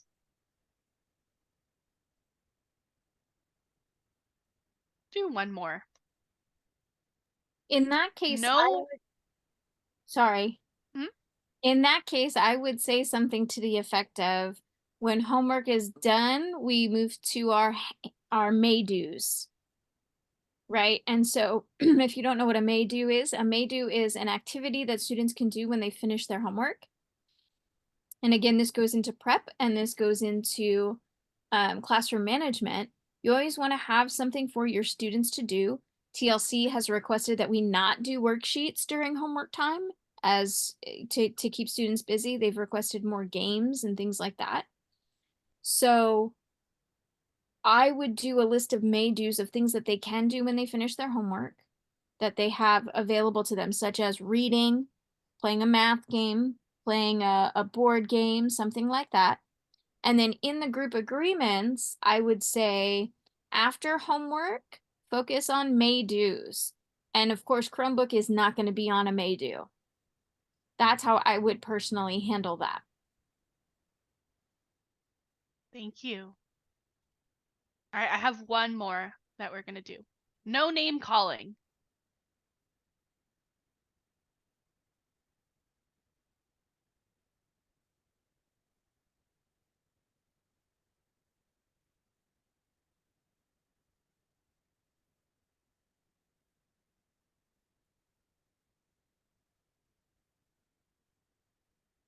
Use respectful words towards one another. Yeah. And then we might, if we were maybe doing a group agreement, all as a group, we would ask, okay, so what does it look like, or what does it sound like when we're talking to each other respectfully? And then I would maybe, if I needed to, if I was hearing that name calling, that might be where I pull a student aside and I remind them about the group agreement that they all signed. All right. Great job with your positive framing, y'all. And it's confusing if we're just telling students what they can't do. Like, that can get really disorienting. I have a game and it doesn't work as well virtually, so we're not going to do it right now. But a game where we only give instructions through don'ts and try to get someone to follow and figure out what they're supposed to be doing, what we're asking them to do, it's hard. So we really want to give these clear expectations to build our classroom culture.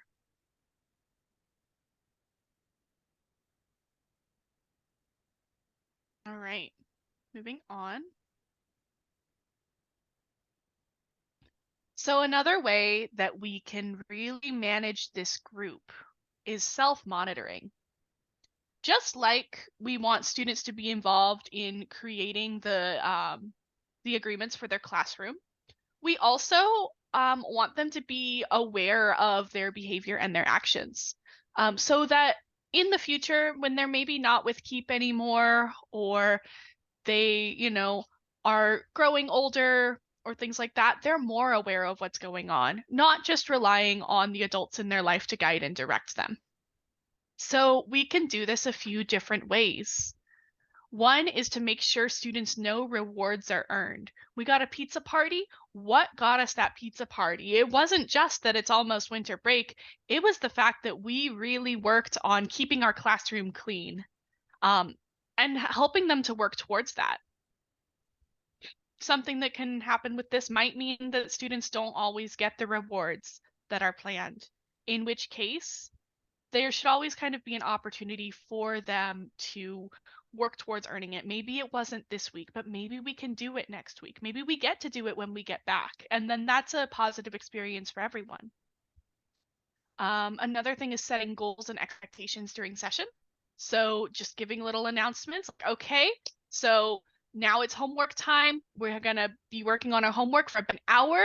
I want you to show me, what does our volume level need to be when we're doing homework, or when our first 5 minutes, what are we going to do for our homework? Are we going to be talking? Okay, no. Okay, so first few minutes are silent, and then we're going to turn, and now we can start working with a buddy. That's a think, pair, share strategy.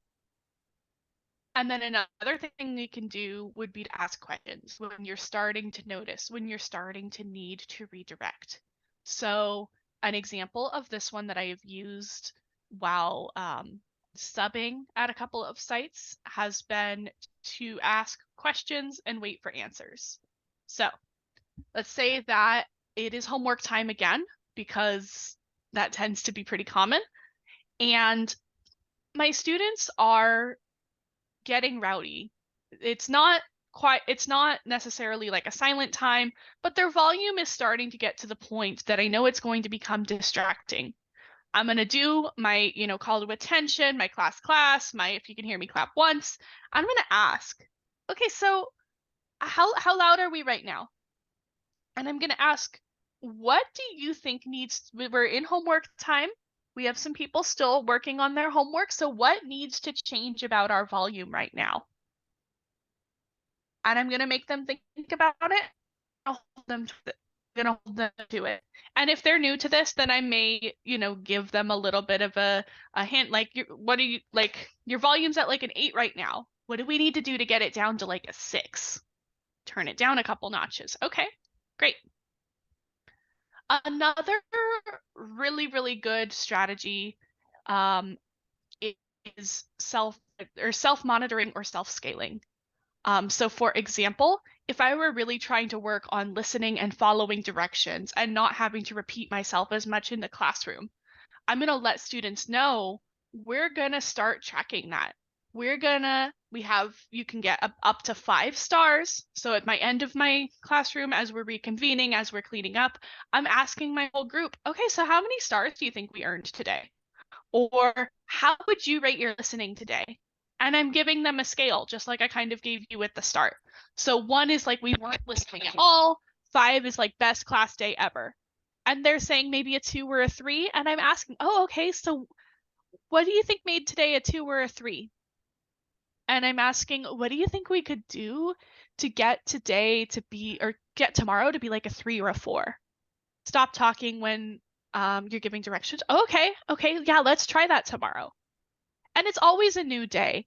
So there's always a chance to re-earn this. There's always a chance to get back at it. I'm just making it consistent. Some people also will do points or tally marks or something during the day. I would suggest, kind of in keeping with this positive praise and all of that, to do those when students are doing something well, rather than, oh, you have a certain amount of tally mark that I'm taking one away. And I would also ask, okay, hey, did anyone notice I just put a tally mark up? What do you think that's for? And the more that you can kind of build this, the more that you can make this a part of your routine, the more aware your students are going to be of what they're doing, what's important, all of that. Anything you want to add to this slide, Amy? I Yes, just raised your my hand hand. is up. Go for it. One of the things I will say that you can also do, right, to kind of bring awareness to students as to how often they're pushing boundaries. This is something that we did at Lexington. Is we had a jar of marbles and they were different colors. Some were blue, some were red. So the blue ones were for when they were on target and following group agreements, all that kind of stuff.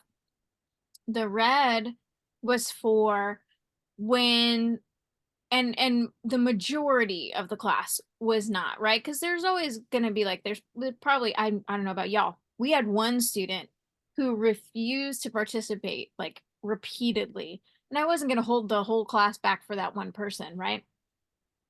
This gives them a visual representation of how they're doing in terms of following the class agreements, keeping their volume down, things like that.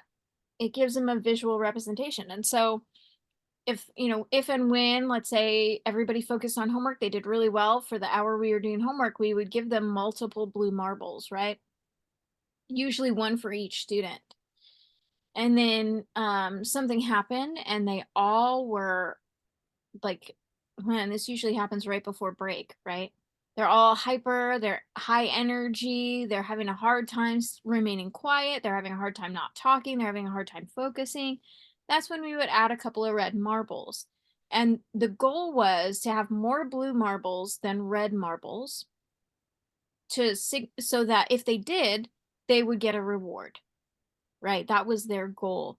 So they can see how their behavior was from either day to day, week to week, month to month, and how it compared. And I say we did it this way specifically because it's easy to get caught up in reminding them of the group agreements when they're not following them, and less easy to praise the positive. It takes a lot of mental energy to continuously praise the positive in students. So that's a good way for them to see, you do it for a week and they see, oh, this week we've actually done really well because we have so many more blue marbles than we do red. We've done really well at adhering to the group agreements and all that kind of stuff. Even on a day when they maybe get more red marbles than they do blue, right? Like one day they might get more red marbles than blue, but then you see the whole week and they ultimately have more blue than red. It encourages them so that they're not focused on the very last thing that happened being the negative, right? Absolutely. And I think there are lots of ways that you could do this if you don't have marbles. I bet you could do a paper chain. I bet you could color in some different things. So don't feel like that is a barrier. Yeah, I like that because, again, it kind of also helps to build hope. It's not just, oh, we're stuck and we're never doing better and I'm always getting really annoyed at my classmates. We as a group, this is how we're doing. Let's see. I was going to add to that. I don't think so. Right. This is really like basic, by the way, PBIS intervention. It's like universal tier 1 kind of things. So this is something that you could do for a whole group of students, but you may still have who need a little more one-on-one engagement, one-on-one support, different elements of help. So moving on. We talked about this as we were doing our triage. Another piece of managing group is chain reactions. And that is how the group feeds off of one another's energy. Raise your hand if you've dealt with this sort of thing, either positively or negatively, where one student kind of and other students feed into it. And then suddenly got a whole are all kind of the same thing. I see you did mention this. We're doing our triage. Who else? Excuse me.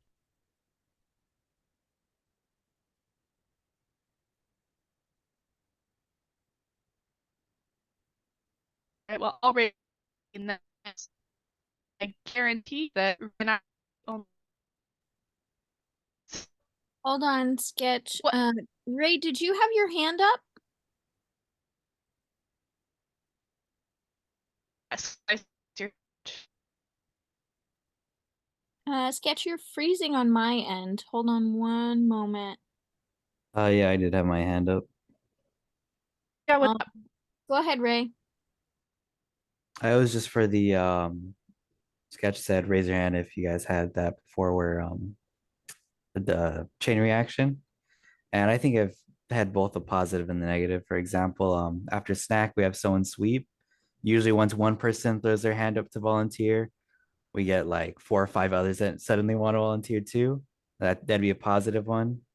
And I think the negative one is the example I gave where one person wants to sit out.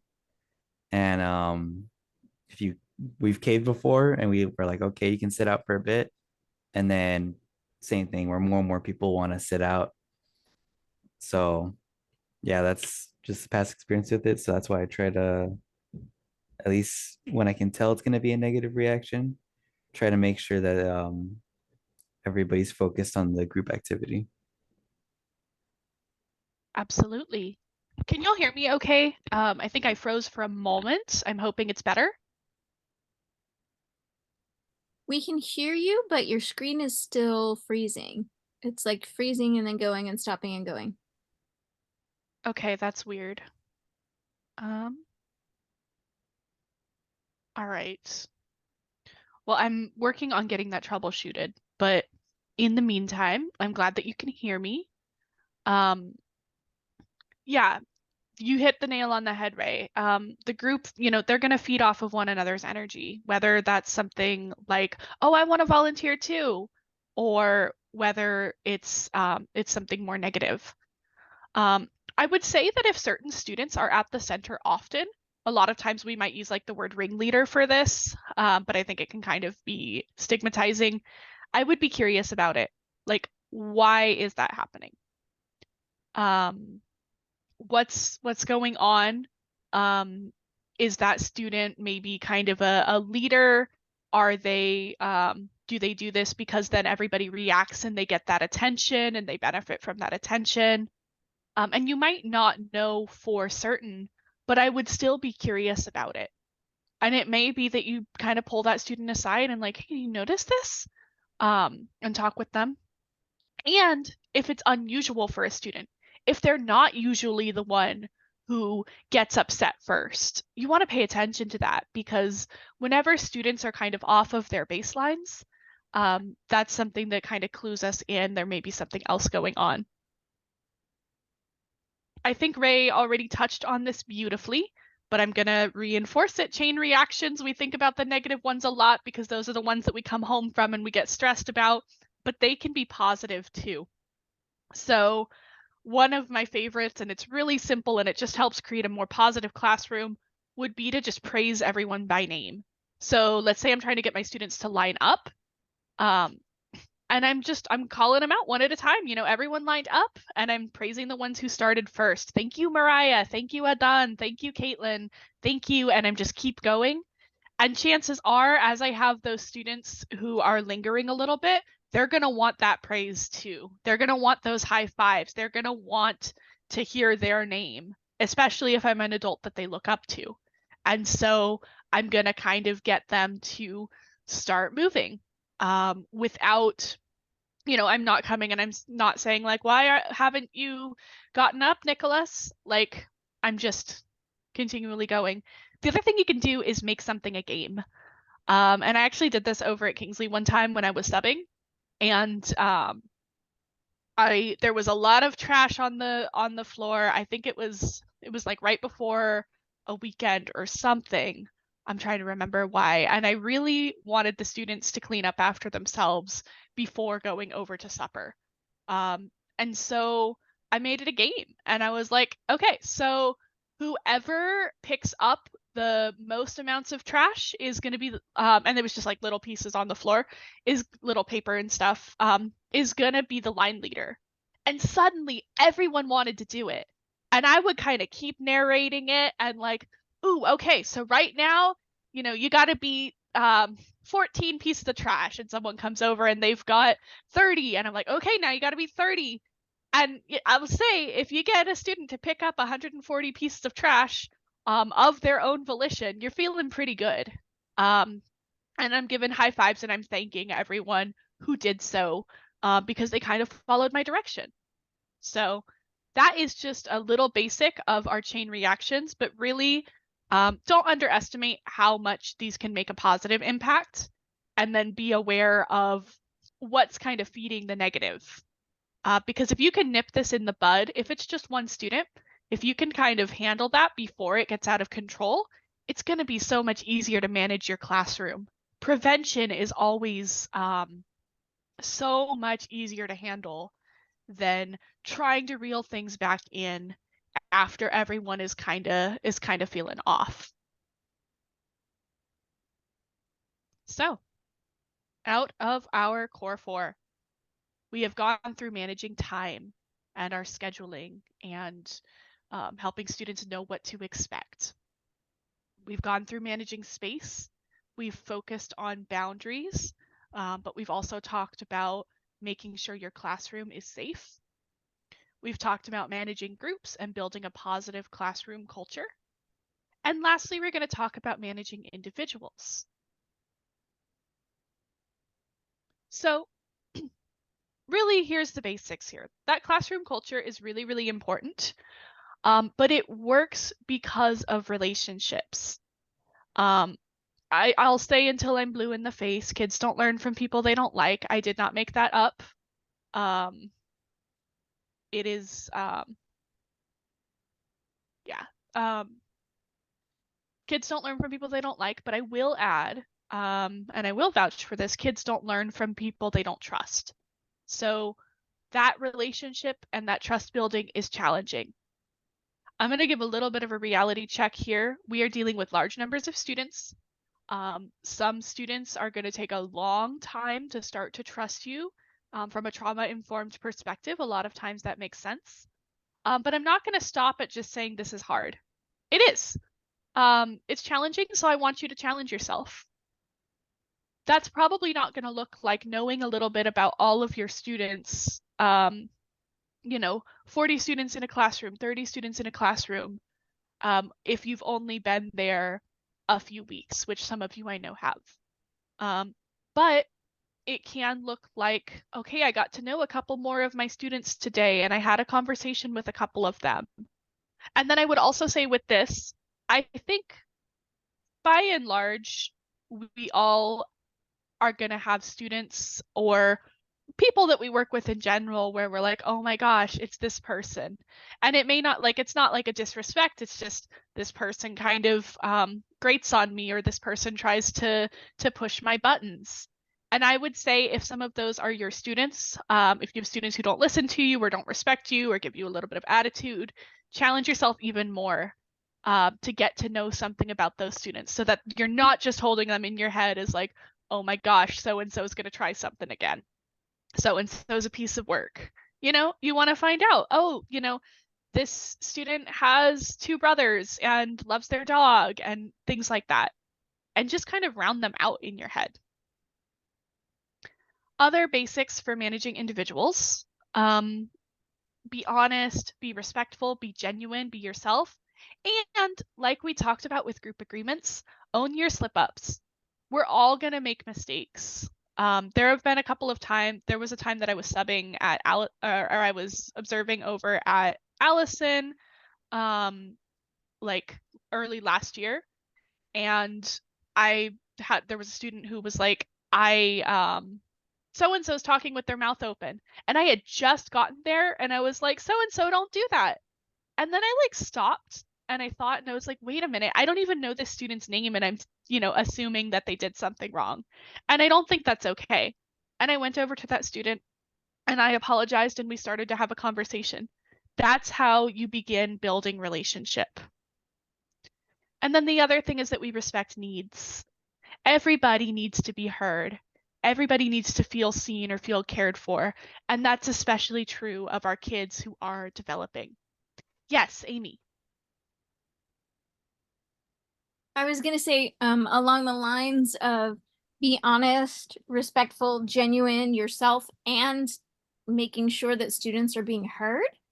I actually have a similar situation at Lexington where I had a student who kept screeching at the top of their lungs. And it was the same student each time, usually. So I, was working with the situation, and then I heard it again. And I chastised the student, and they were like, it wasn't me this time. And I didn't actually believe them. And then as we were lining up to leave for the day, a different student made the same noise, and I saw them do it. And I had to go to the first student, and well, not go to, I apologized to them in front of everyone because this was going on in front of everyone, I said, I'm so sorry. I assumed it was you and it wasn't you. And then I looked at the other student and I said, I have a question for you. You knew it was you and you let your friend take the fall for that, So be honest and genuine with your students and apologize when you make mistakes like that. It's super important. It changes the dynamic of your relationship with them.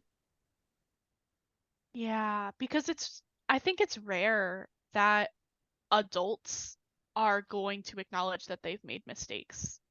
How many times when you were younger did like a teacher or a principal or someone who had authority over you genuinely say, I'm sorry? Because I can't think of pretty much any times that happened for me. If it did, it was pretty rare. And a lot of times that has to do with this kind of culture of I'm the teacher, you're the student. So respect me. And if you push back, then, you know, you're back talking and you're being disrespectful.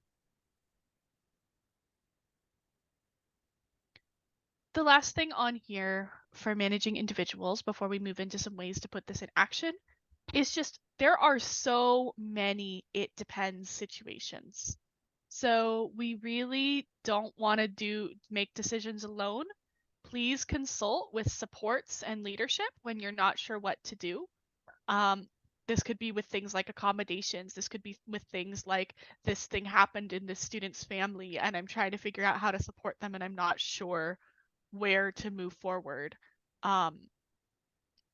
Those are hard decisions to come to on your own, so don't do them alone. We are here as a resource team. Osahan, of course, is here. Some of you may have support from TLC teachers or other trusted adults at your site. I know that kind of varies site to site, but basically just make sure that there's someone on your team, because all of our judgment can be clouded in those kinds of situations.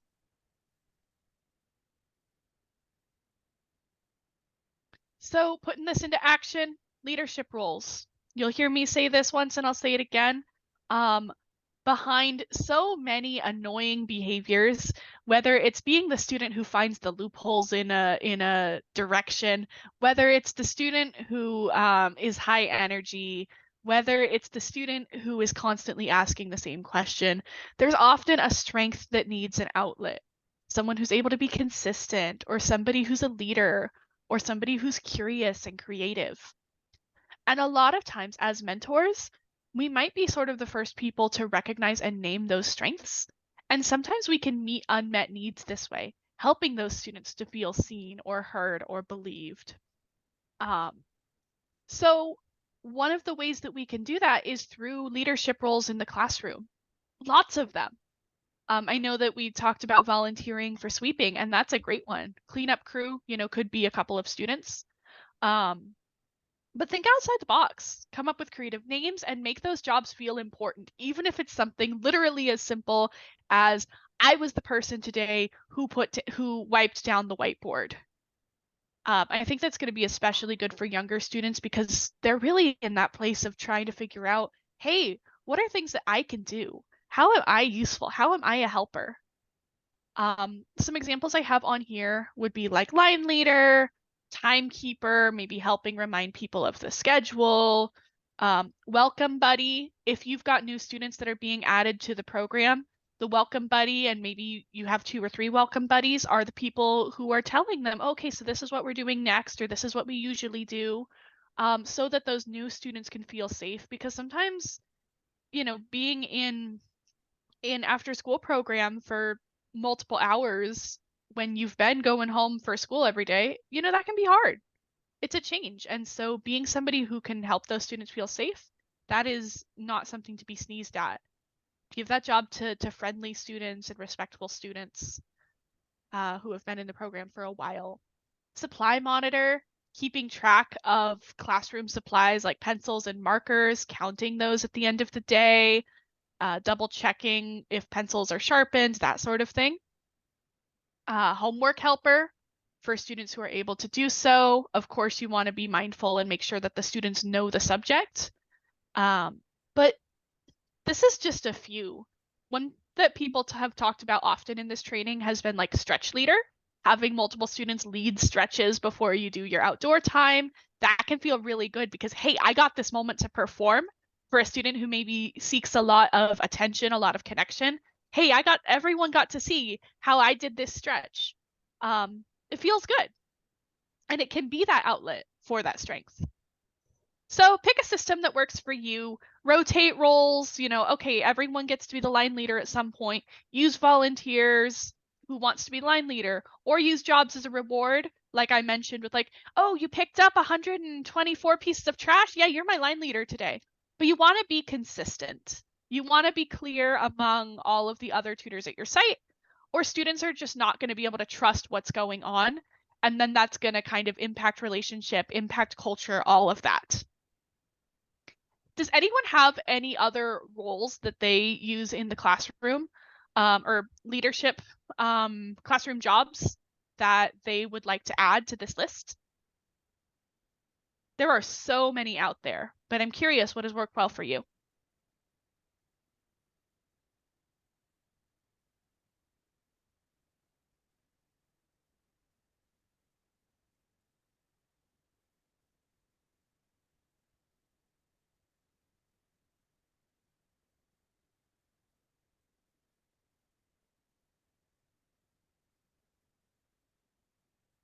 Recently started table captains. Awesome. What do your table captains do, Larissa?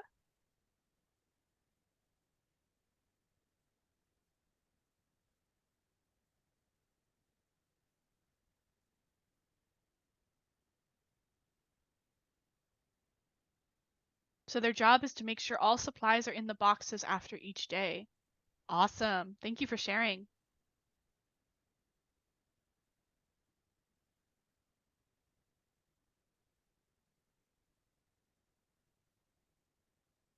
And you could make these names like super silly if that's something that works well in your classroom, you know, supply superhero or something like that.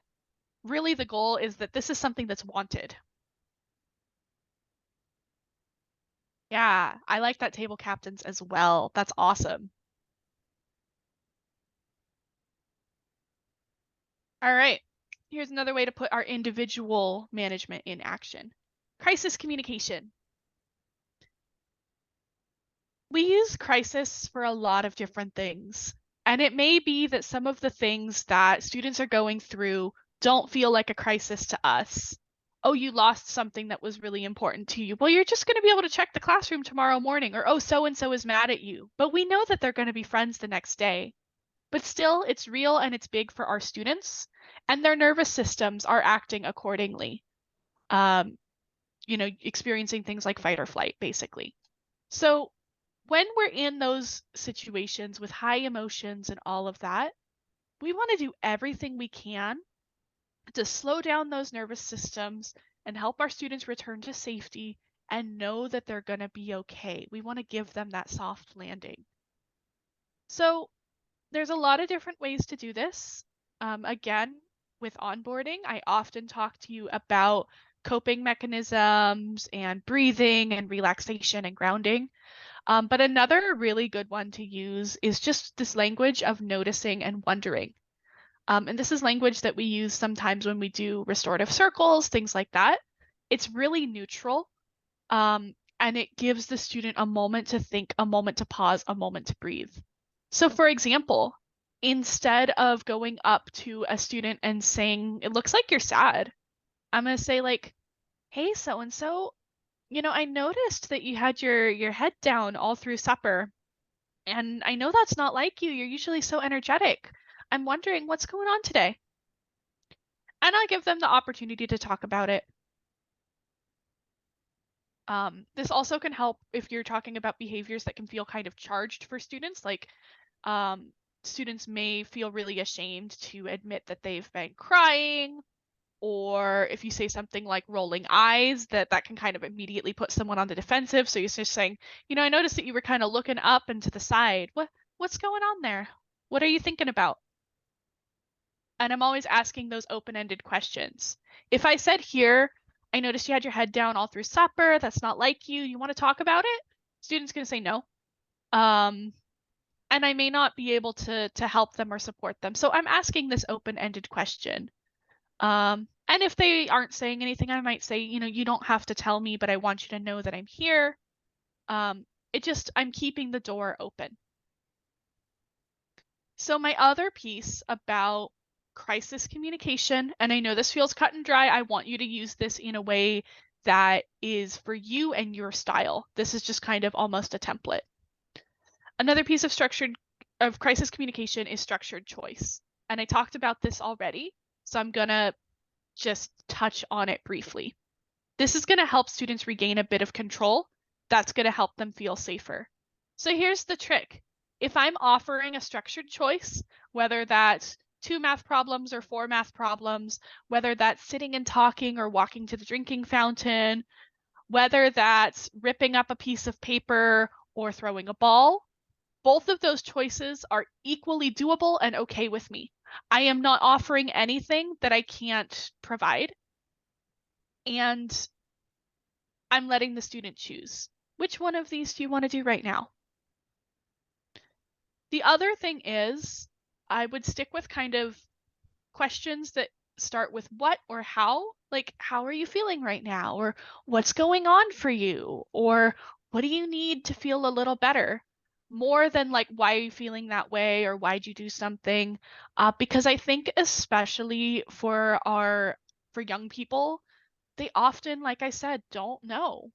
All of the feelings kind of came to a head at once, and now you're in the moment, and now you're overwhelmed. And thinking about the why and the like, well, so and so said this, and that reminded me of when someone said something mean to me earlier this week. They're just not going to have a lot of that insight. On the other hand, I think with younger students, they are sort of learning how their emotions work. So you might offer a guess. You might say, well, I noticed that um, you were running around for a long time at recess, and I wonder if maybe you feel a little bit tired. And then they can kind of tell you whether that's true for them or not. I'm not 100% labeling like this is what happened, but I'm checking in and maybe there's something I could do. Okay, so let's sit down for a minute. Let's breathe for a minute. And that's going to help it feel a little less mysterious. And then they can know in the future, okay, when I feel this way, this is what I can do. So here's my example. Oh, yeah, you were feeling worried about your friend and what they said to you. So you want to sit here with me to talk about it? Or do you want to walk to the drinking fountain? And as you can see, I'm not letting that student out of my line of sight until I see that they're feeling better. But I am connecting with their feeling. I am really validating that. I'm not just going to say, oh, it'll be fine, even if I know it's going to be fine. I'm really entering with that student on their level.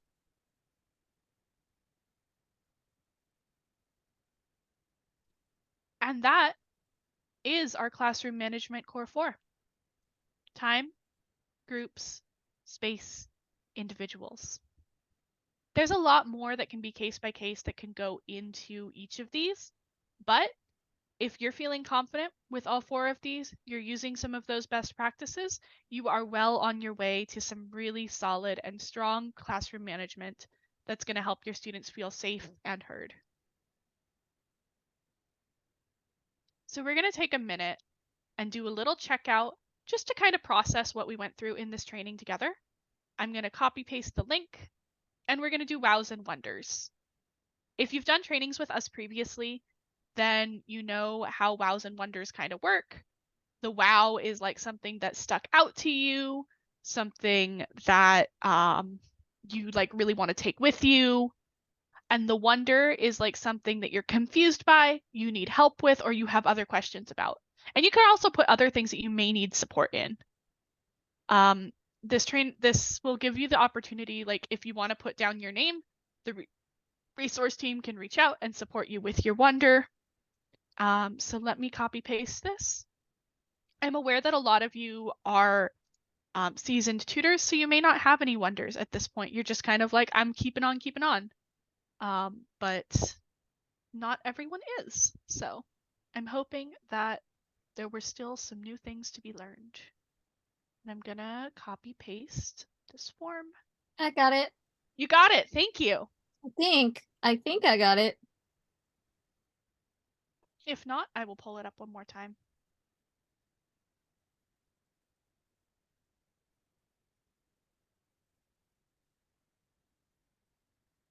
Can someone try that link and see if it leads you to a Google form, please?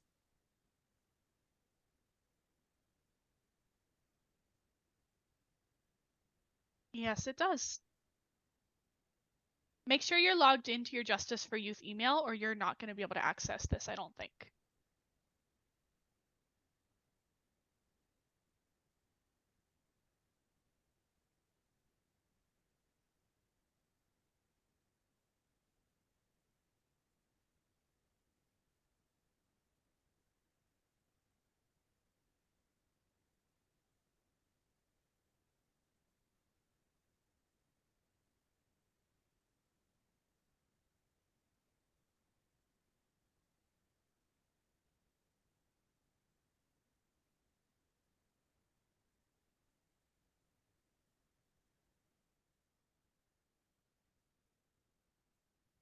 And we're going to take 3 minutes to do this.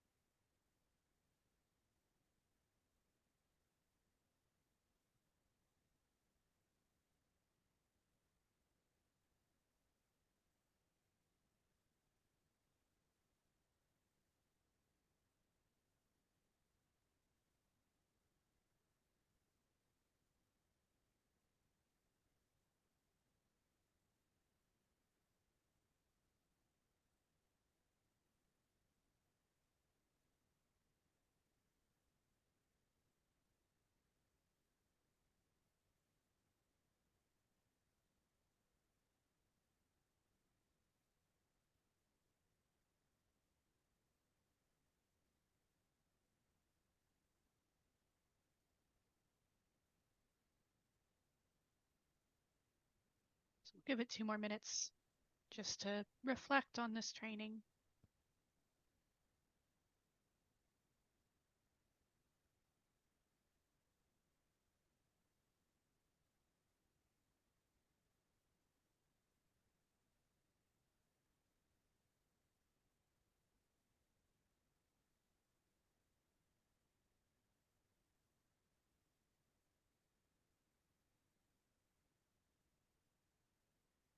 Also, does anybody need me to send the link to them or send an invite. Anyone having trouble with this?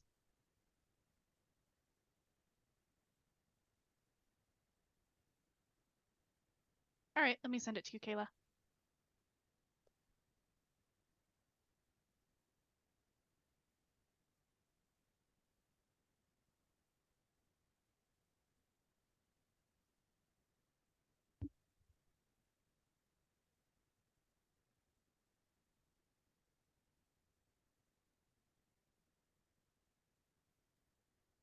All right, I sent it to your Justice for Youth email.